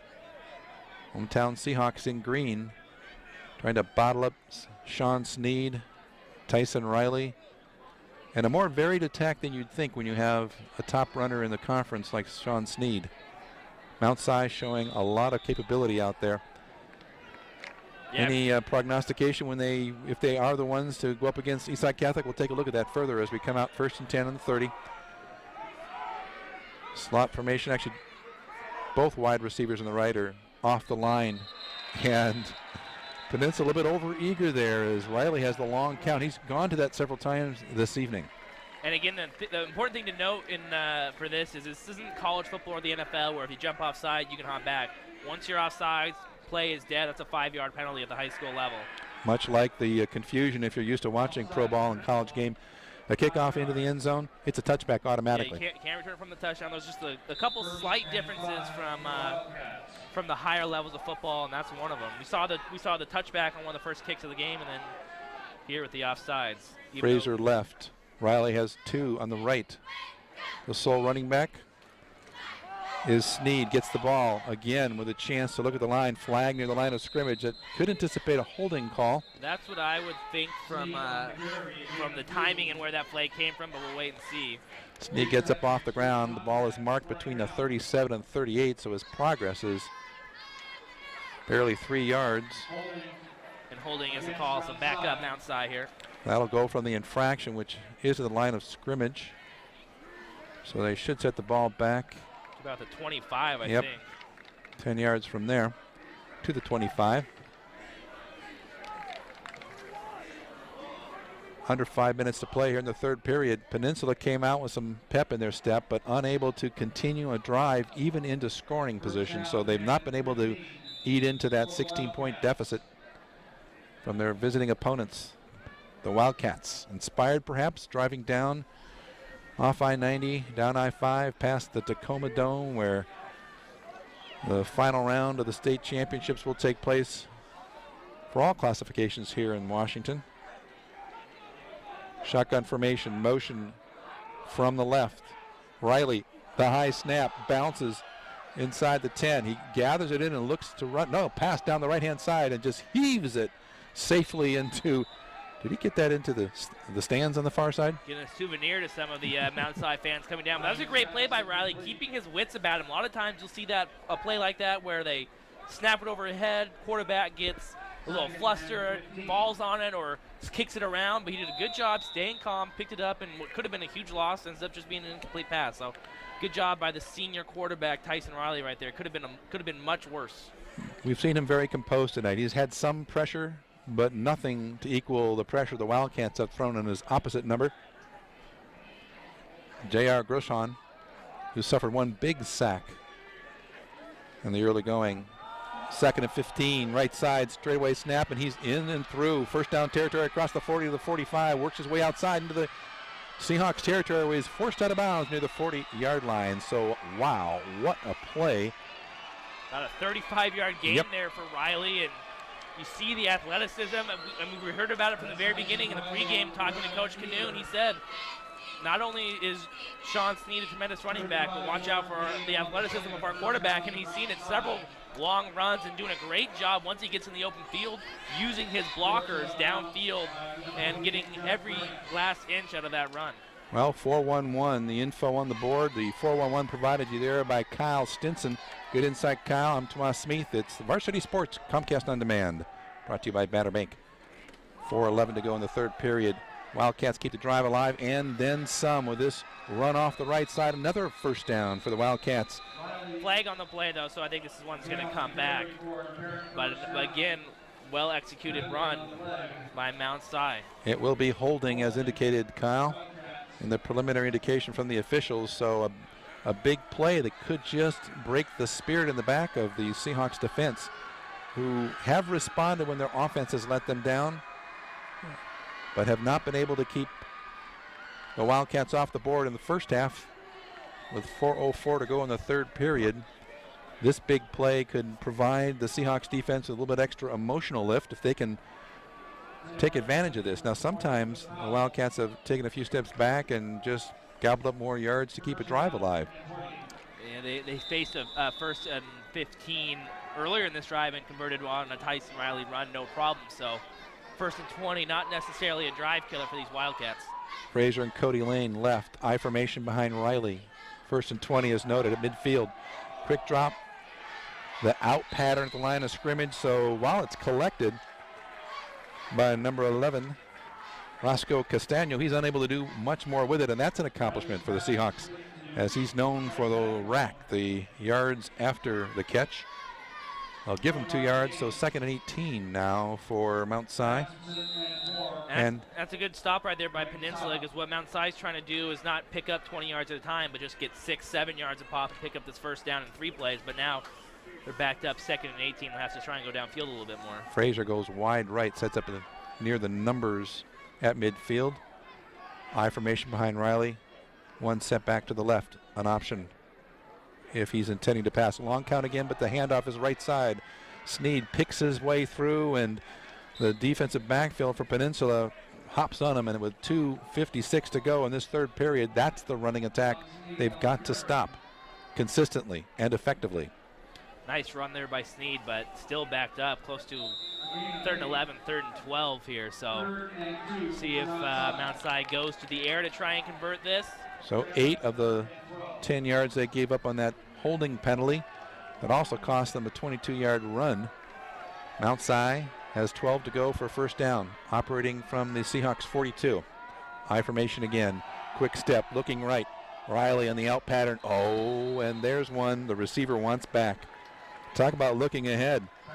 Roscoe Castano, normally very reliable for Riley and the Wildcats, had that in his grip, only to let it drop to the surface and some room behind him, and that may have been the distraction that he needed. And you know, if you're the Peninsula defense right now, you're rather be lucky than good, I guess.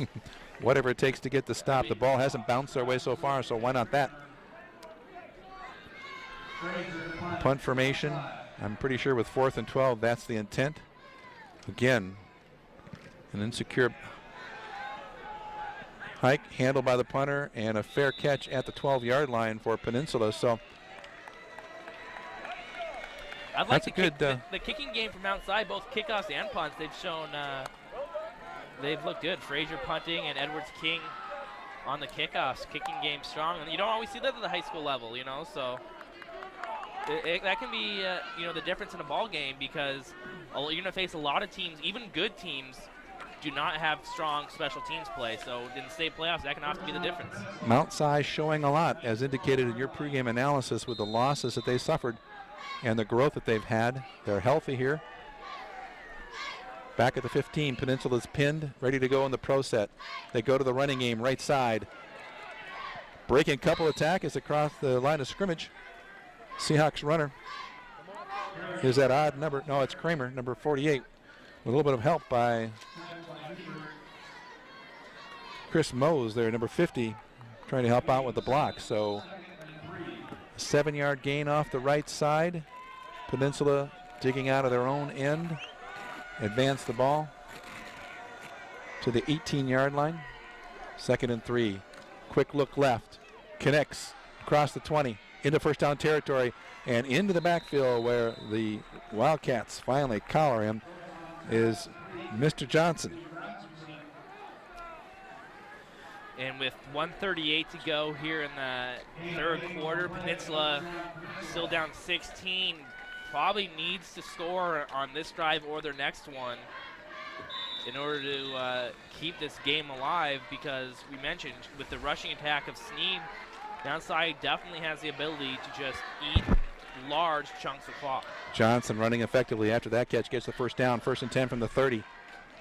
Rolling right, JR, long flag back in the line of scrimmage where you'd think they'd be holding, but the pass attempt and a very alert move by the receiver, Grant, who positioned himself in the field, but he could not hold the ball. I don't believe they're going to call that complete, or are they? Yeah, they're going to call it incomplete. We had a great angle from up here. He did get 1 foot in, but just couldn't hold on, but the play would be coming back anyways as there's a penalty on Peninsula.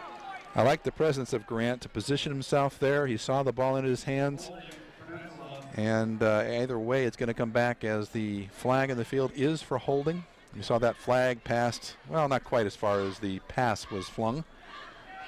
The FAR official getting out of the way of the rolling quarterback, J.R. Grossons, key hauling the ball down.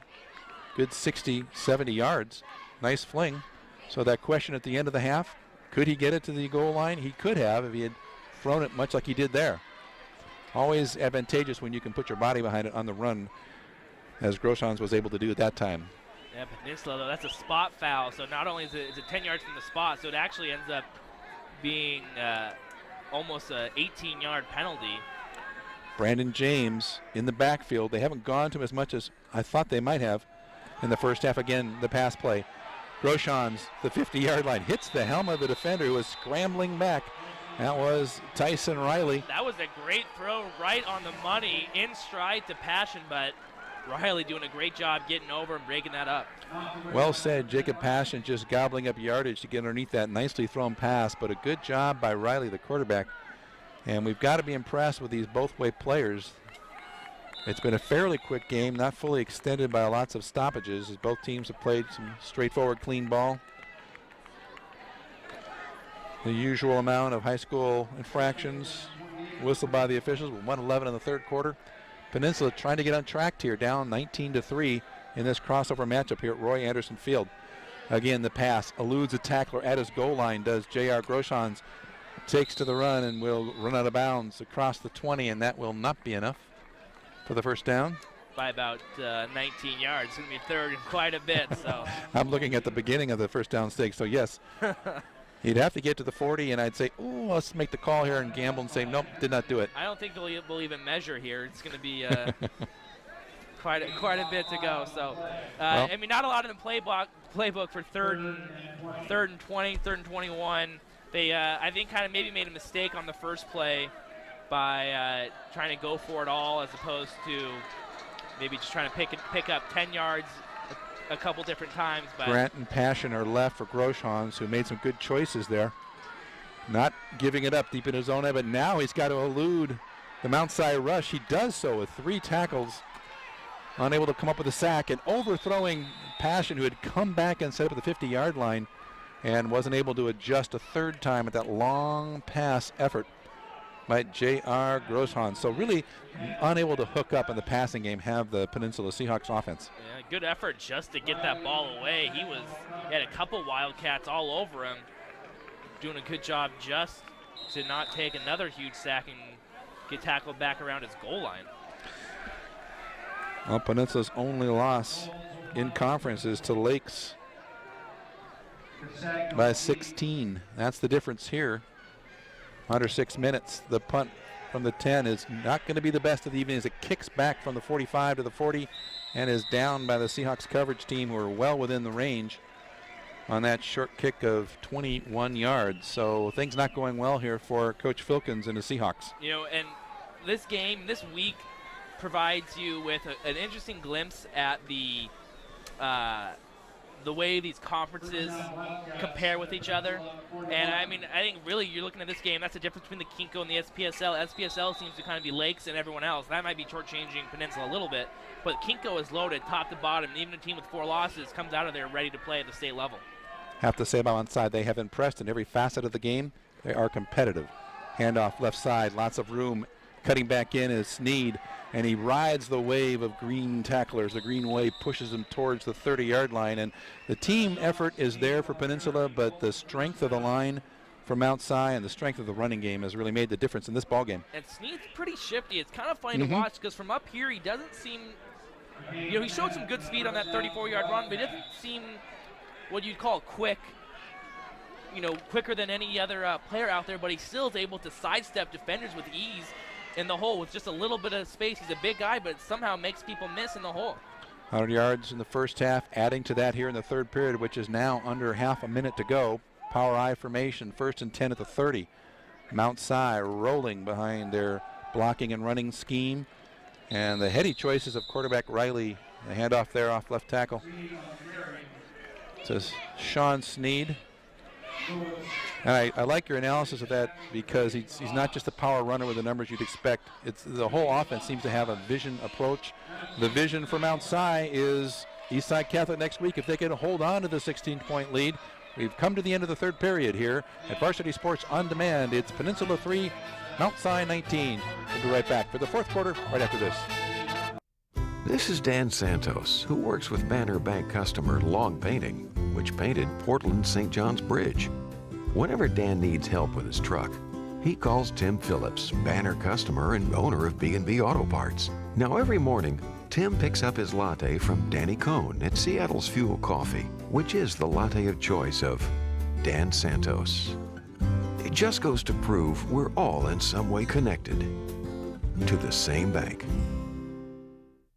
If you ask questions of the phone company, their answer will likely be someday. Ask when they'll stop charging extra for long-distance calls in the U.S. and Canada. They say someday. Ask when they'll include a dozen calling features at no extra charge. Like Comcast. They say someday. Someday. Someday, they'll send you voicemail alerts via email. Just like Comcast. With Comcast, you can get all this now. So why wait till someday? When you could be connected now.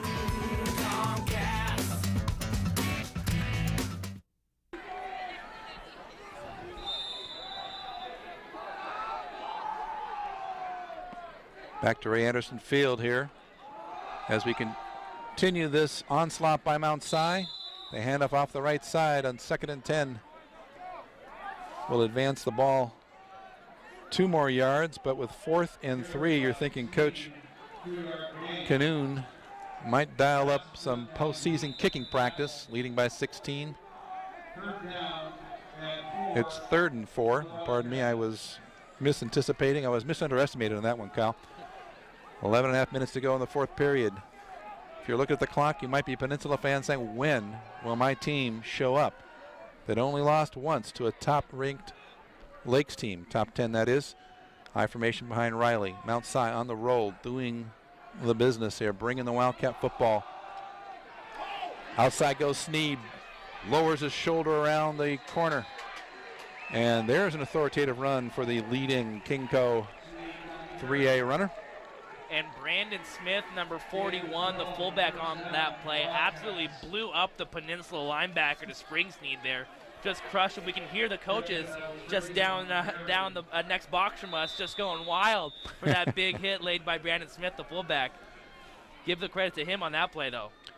So how does a 5-4 team come into the postseason feeling good, thinking good? Well, this is how they do it, folks. They go to what they've been trained to do. The coaches, the players rooting for each other. They've been sharp from the beginning and responded to tough situations. Mount Si, the Wildcats, looking in this 4th period to put the game away. 19-3 their lead. I formation, left hash mark. 1st and 10. Riley hands off left again. Pounding the field turf here at Ray Anderson Stadium. And a tall flag indicates some nasty business by somebody down there. Yeah, that's very late. You'd think there's an injury to Peninsula player down at about the 12. You'd think a personal foul or some sort of penalty like that just because of how late that play. The ball carrier was down before that flag came out. Chris Mose, number 50, has helped off the field. And we've had a couple of those tonight, so I think that means both teams, the players, really going at it, giving it their all. This is the meaningful 10th game. Both coaches wanted to see their teams in. So far, the Wildcats knocking on the door for their 4th score on the evening. They're first in the 2nd half, by the way, as Peninsula able to hold them scoreless in the 3rd period, where they themselves were also scoreless. Riley deals left to Sneed. He's got wide open corner there and into the pay dirt of the touchdown area. That 10-yard deep zone where you get 6.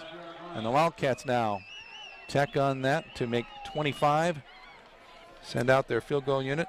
And you know, that's been the story of the game. And they haven't had any way to stop Sneed. He's from the opening drive, he's marched down the field with ease for Mount Si.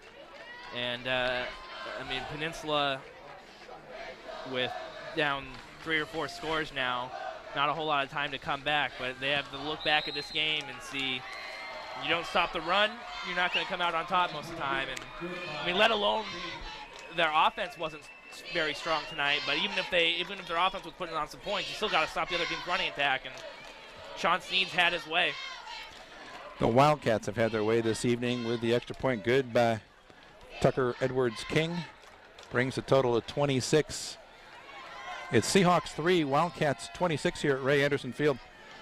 And we see it after 4 years of the new field surface, Kyle, but this has been a place of some storied games. People talk about Paul Scansey and that wonderful team with Steve Hunt at quarterback that in 1978 won the state 2A title. Some fantastic games played here on a grass field that was more a muddy field, I'm told. I was actually at that game. Now I'm gonna throw the blue flag on that one. As we all know, Paul Scansey played for the UW in Pittsburgh and the Seahawks. Steve Hunt went on to a great career at UPS here in Tacoma area. The coach that time was Larry Lunke, running that pure run-and-shoot game. Can you imagine that in the mud, Kyle? 10:21 to go in the 4th period. 26-3. Peninsula from the 19 wants to get things going and doing a good job of it. As Creamer cuts back in the middle where the Wildcats are all rallying to claw at him there and keep his visions of a touchdown run to just a 16-yard run back. And so now Peninsula not only needs to score, obviously, it goes without saying, they need to score quickly because 10 minutes to go, they need 3 touchdowns minimum, and that's going to include 2 two-point conversions in there. They need Tall order. Need to get on the board very quickly. Chew the elephant one bite at a time. J.R. Grosshands, hesitation in the backfield. Rolling right in the play action. Eludes one tackler down the line to Johnson. Oh, called incomplete. Must have juggled it because it looked like he had 2 feet down, but incomplete is the call over there. Well, we're looking at the officials for that. It did look a good play, and I'm impressed with how Grosshands keeps at it. Number 65, Michael Nelson, the defensive lineman, who's rambling after them there and just turning the corner. JR sees JJ, Johnny Johnson. And that would have been a big play that you were talking about to help get them going, get them in the position to get those quick strike scores. They've tried that from the very beginning. They really haven't relied on the conservative game that we thought might be their strength in a diverse offense. They have some big play receivers, but they have possession receivers as well, and their running game. Grant in motion. Pro set, the pitch left. Trying to probe that left corner. And again, the Wildcats are there as number 48, Creamer. Well, he gets 4 yards anyhow. Stops the clock running out of bounds with 10:01 here in the 4th period. Got out of bounds nicely, but Peninsula is in a bad way right here. 3rd and long. I'd imagine even though they're on their own side of the field, it's going to be 4 down territory right here. They're going to go for it on 4th down if they don't convert, but running out of time.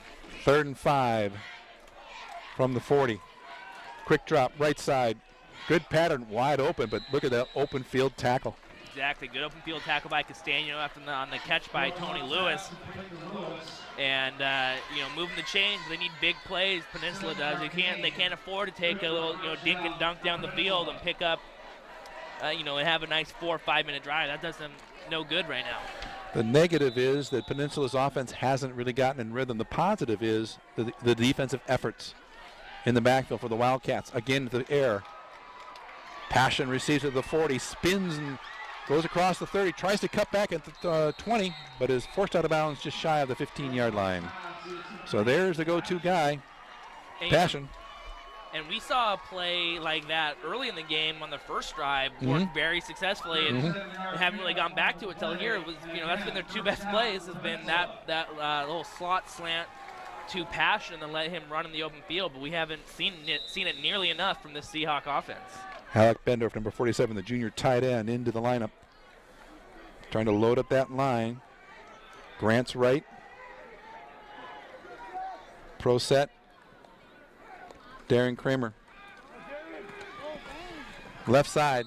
Tries to string things out. There's not a north-south attack by Peninsula, trying to find an opening, and quite frankly, the speed as well as the size of the Wildcats has been the defensive wall they've had to, and been unsuccessful at penetrating. The best running plays they've had have come on passing downs. They've run draws, things like that. When it's been go to the spread and then run up the middle. When we've seen just halfback dives or halfback sweeps, traditional run plays. Brandon James is deep in the backfield. Kramer in front of him along with Alex Walker. Sorry about that, Kyle. The pitch right. James tucks it away, has a lead blocker, turning the corner at the 5. Be forced out inside the 5 as the official marks it at the 3-yard line. So there's a little bit of student body right by Peninsula. Yeah, it just looks to me, though, that Peninsula doesn't have the type of speed advantage over Mount Si to run those plays that successfully. And Mount Si's doing a good job. Their secondary all night has done a good job tackling. But they're not, if you have a speed advantage, you're going to dominate with plays like that, but they don't have that speed advantage, and Mount Si stringing them out well. Again, it's James, left side off tackle. And getting a piece of him coming in is big 59 on the defense for the Wildcats. It's Aaron Moatuli. Moatuli, the defensive lineman, is junior at 6'3", 230. Again, size not just an issue on the offensive set for the Wildcats, but also on their defensive efforts. But then also we've talked about the coverage. The offensive players playing both ways. Riley, Roscoe. Timeout here from Peninsula. It's 4th and 1, a huge play. If they don't convert here, they have an uphill climb either way, but if they don't convert here, it's just about going to be all she wrote. So no question, you have to go. There's 8:13 in the clock. They're on their 6-yard line.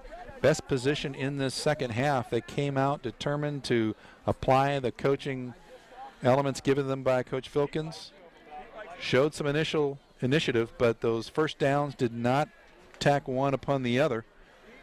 And while they shut out Mount Si in the third quarter, that's an accomplishment by the Peninsula defense. The Seahawks have not been able to get on the scoreboard here in the second half, and their only first half points, of course, the field goal. And, again, the thing is, they've been dominated by that Mount Si line and Sean Snead. And, bottom line, when not only are they racking up huge yards, they're taking up a lot of time of possession. We don't have that stat in front of us, but I'm sure it's much in the favor of Mount Si.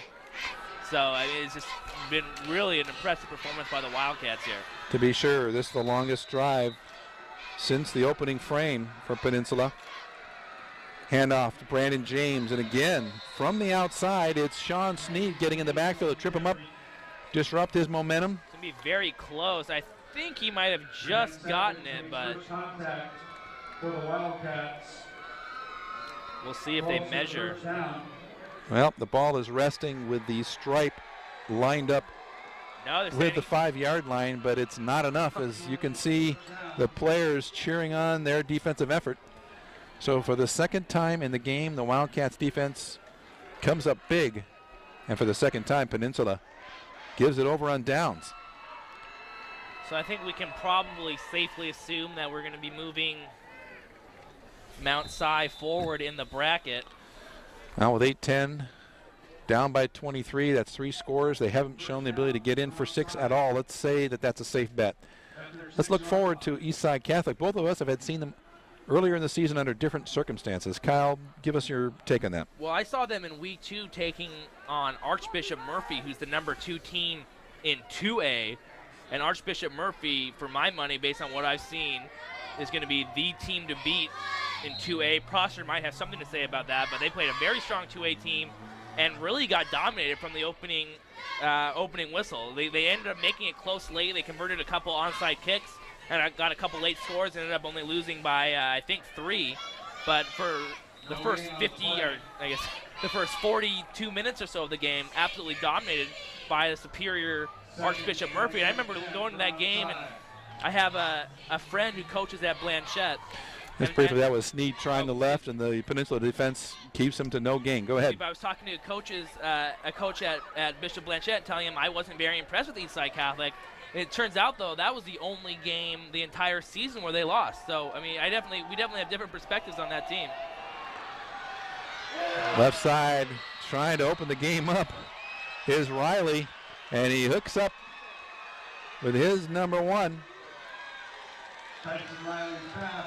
Roscoe Castaneda. Making a good play right there. And Peninsula, you got to think, is gearing up to stop that rushing attack. So Castano has one-on-one coverage on the outside. We saw Riley dance and avoid the pass, throw it away, gain some yards with his feet. He's played a very heady game. It's nice to see him hook up with that long gainer all the way to their own 49. So still in Wildcat territory, the Mount Si offense. 44-yard drive so far. Left side, Snead. And I was just about to say, if Mount Si thinks they've got this one in the bank and start thinking too soon about Eastside Catholic, Peninsula might stop them. That big play obviously keeps this drive alive, and now if they can just keep going, it's 7 minutes on the clock. And that 23-point lead looking commanding at this point. I'd like to say a couple things about that. First of all, with Archbishop Murphy doing so well as a 2A team, a 3A team that was number 1 last year, top of the 4As. I'm not sure classification always makes that much sense with good football teams. 2nd and 8. Disciplined Mount Si team, long count. Riley, the up back. Peninsula line holds strong in that second down running play. And maybe another yard or 2 will bring up 3rd and 7. And I think we're going to have a personal foul here. Some pushing and shoving after the whistle. We saw a late whistle. Well, you might expect some of that. 2 teams with a lot of pride. One of them not having their way. Their hopes slipping away with 6:22 on the clock. That's now stopped. Courtesy. Are they waving that flag off? Nope. Personal foul on Peninsula, and I think that's just, you're down, your season's over, and for seniors, your football career is going to be over, and there's some frustration boiling over there. You don't like to see that, but I mean, it's understandable with young kids. Half of the starters are juniors for Peninsula. They're building next year, and composure is certainly part of the leadership equation when you're in a learning mode. At first down for the Wildcats at the 34-yard line. 6:18 in the clock, 23-point lead. I formation, 2 wides. Riley, the long count. Clock is ticking at just over 6.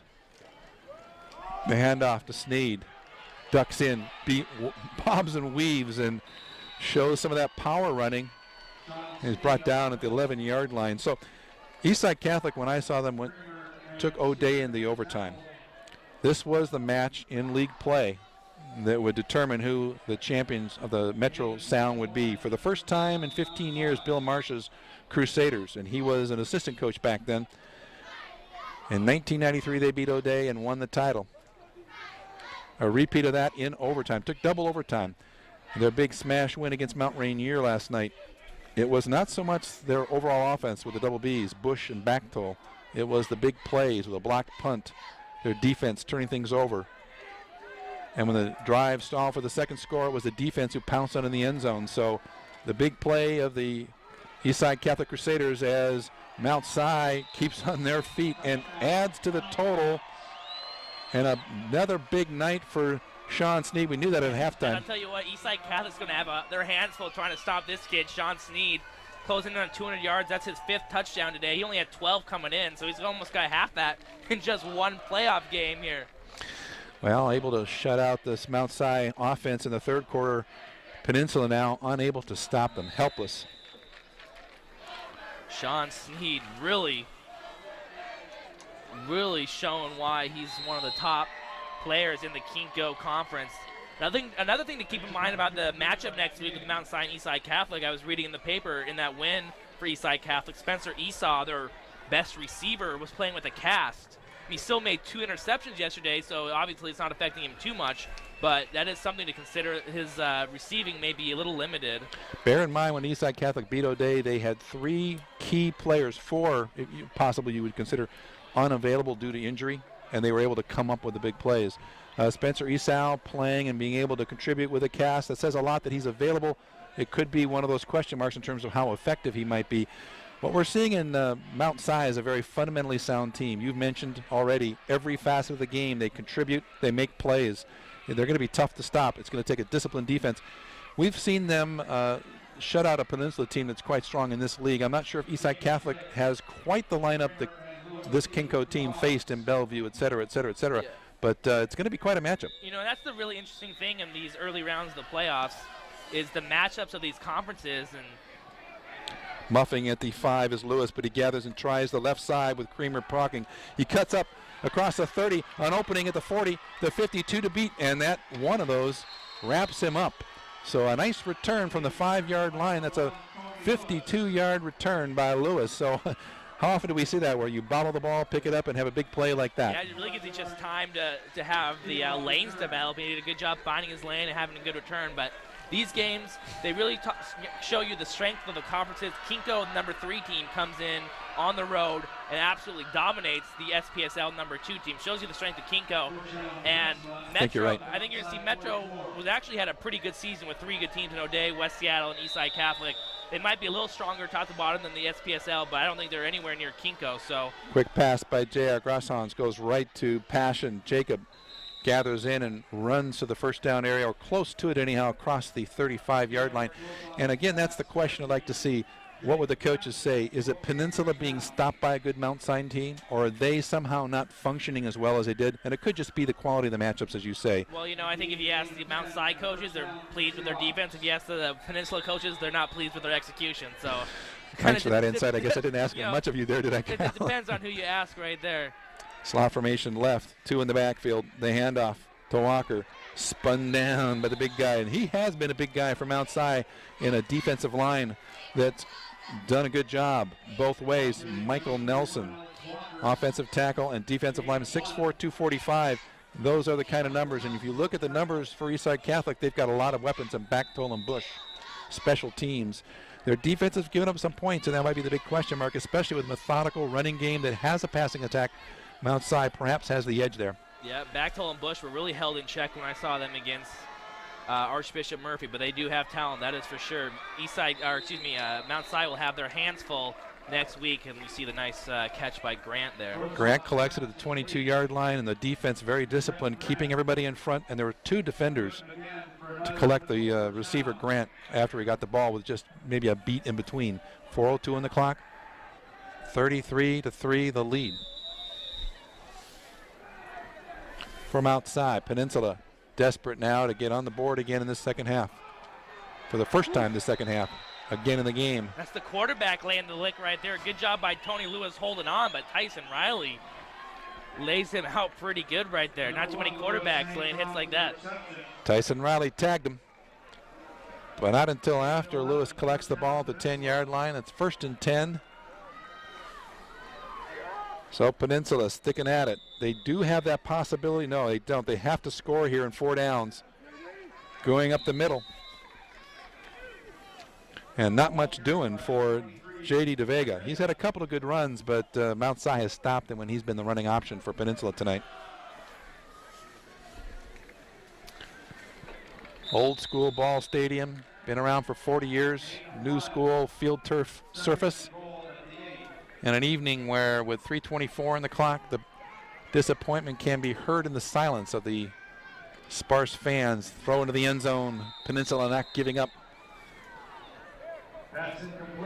And intended for Jacob Passion. 3 to 4 defenders. Into the ball game against number 21, Zach Moore. Passion's right. He's the target in the slant into the end zone. And we have a touchdown for Peninsula. The Seahawks with 3:13 on the clock. Score it. On that efficient play, finally Peninsula on the board into 6. And obviously at this point it's a little too late, but we saw that same play that's worked so well twice before. We saw Passion take that for a big gain, and right there for the touchdown. It seems to me they would have gone to that more often earlier in the game. You know, it would seem maybe they could have stayed in this game a little bit longer, but the extra point attempt is up. It's no good. So again, from 3 to 33, it's now 9 to 33, 3:13 on the clock, and I think the second team in SPSL 3A headed to defeat here at the hands of Mount Si. The Wildcats with the commanding lead were slowed slightly in the third, but continued to dominate in the fourth. The winner here, as we mentioned earlier, will meet Eastside Catholic, the Crusaders, in the first round of the state tournament. And with the Wild and Woolly district crossover play, you never know what you're going to get. Will it be a classic last-second affair or overtime? Or will it be one of these where it's just a matter of the programs? Yesterday on Friday, you know, there were both games of the week were that you can see on demand were tremendous. Kentwood, Edmonds Woodway going to overtime. Darius Coleman with a 40-yard touchdown in overtime to win it. Big night for Coleman. And then Coleman. the game that I was at, Jackson and Tahoma. Jackson scores with less than a minute to go to take the lead and win 16-10. A close game down the wire. We had two real tremendous games. It's kind of funny, you know, how interesting the matchups are. You look at in the 4A, Marysville Pilchuck taking on Issaquah. That's a brutal first-round matchup for both these teams, and then some teams get a little bit more of a cakewalk. The mandatory onside kicks being set up here by Peninsula, pooching it, and across the 50 that required 10 yards, but a good job with the good hands, people up front for Mount Si. Number 21, Cody Lane. Young guy doing a couple good things tonight, the junior wide receiver defensive back. His assignment, possession of the ball. Did a good job there. Well, we've had some fun ones, and that's the fun thing about On Demand. You can dial it up, break it down. And with the postseason in volleyball this year looking very exciting as well, we've seen some great programs emerge on the west side of the mountains, and there are some strong programs coming over from the east in anticipation of the later rounds. So dial it up. Comcast On Demand, Varsity Sports, alongside Kyle Simpson. My name is Tomas Smith. Here at Ray Anderson Field, Mount Si and White. Running out that clock, and that's not the thing to do if you want to keep the clock running. Yeah, I mean, Frazier, the wide receiver, turns running back and tries to stiff arm his way for an extra yard, but it's a short gainer. You don't have too much to complain about if you're the coaching staff of Mount Si, but you're probably talking to your kid right there saying, hey, come on, 3+ minutes, let's get out of here. And you know, for these coaches, every opportunity is a coaching opportunity, no matter what the score, what at the time in the ball game. We've seen at every level how important that is, with a big questionable choice on third down for our hometown heroes up at Quest Field. I formation, 2nd and 8. So give Frazier 2 yards in that sideline burst. I'm guessing we're going up the gut, and we do. The handoff from Riley. And that's a burst of another 6 yards for Mount Si. I don't know if we even need to have this conversation, but I think player of the game, I don't think there's much of a choice here. It has to be number Cal, 38. I'm counting on you to draw this one out as long as you can. Who else can we consider other than the obvious? I mean, it has to be Sean Snead, obviously, with the game he had, all 5 scores for Peninsula, but Travis Riley had a tremendous game as well. Jacob Passion, the touchdown catch, a couple nice catches for Peninsula. Left side, first down territory, and that run proving that it's not Sean Snead, but the offensive Mount Si. The entire offensive line was tremendous. Did we bring enough Comcast Player of the Game sweatshirts of the right size as Cody Blair blasts for the first down? The curse of being an offensive lineman. You go anonymous. You're the guy you block for gets all the glory. But that is the difference in the ball game, to my effort, because it has been Sean Snead. He's their go-to guy, but they've gone elsewhere and had the success. And why? Because of the blocking. I think Riley is also a good consideration because of a heads-up play. He's not made the big mistake, and he's made some big plays when the passing opportunities weren't there. He's made most of his big plays with his feet, actually. Absolutely. Very good athleticism. 1st and 10. Wildcats at the Peninsula 34.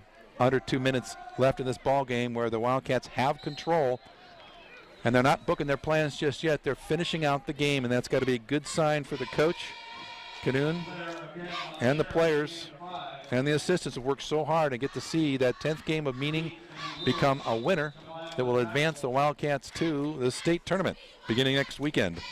And we'll be there. Varsity Sports on Comcast On Demand, brought to you by Banner Bank and the fine folks at Game Tapes. Such a great thing for these seniors, the way their season started at Mount Si, losing their first 2 games to come back. Now they're in the state playoffs after a 4-loss season. A pretty tremendous turnaround for the Wildcats. Riley lets it count down, then goes down for the snap, hands it off the left. I'll say tackle off center for Cody Blair. 1:04. If I take enough breath, like Peninsula, we're in under a minute. 3rd and 1 on that 9-yard blast by Blair. I've been impressed with the personnel that Coach Canoon has used tonight. All of them have contributed. Yep. All of them have been to game plan. I'll tell you, they're gonna give any team they play their hands full. They played Bellevue tough, so no matter who they play, they're gonna be a tough opponent. End shift by number 80, Joe Farmer. We'll talk to Cal after the ball game for the Comcast Player of the Game. I think the consensus is Sean Snead. I'm still rooting for those linemen that cut the way for the running game tonight, and actually the whole thing. First down run by the Wildcats as we're just over a half a minute to go here at Ray Anderson Field. We'd like to thank you for tuning in and watching tonight's game on Comcast On Demand. It's our way and Comcast way to get involved in the community. Salute the fine efforts of all those contributing to the lives of young people here in the Puget Sound and throughout Comcast territory. Pro set, very protected. We'll see the victory dance. Quarterback takes the snap and the knee. And Mount Si has come down the freeway across the bridge, seen the vision of the Tacoma Dome for them 3 weeks from now. Step one was to take care of business here at Peninsula, and they have by a score of 33-9, as the Wildcats will congratulate and be congratulated by the Seahawks of Peninsula, who themselves had a great year, coming in 2nd place, SPLSL 3A. Final score once again, Peninsula 9, Mount Si 33.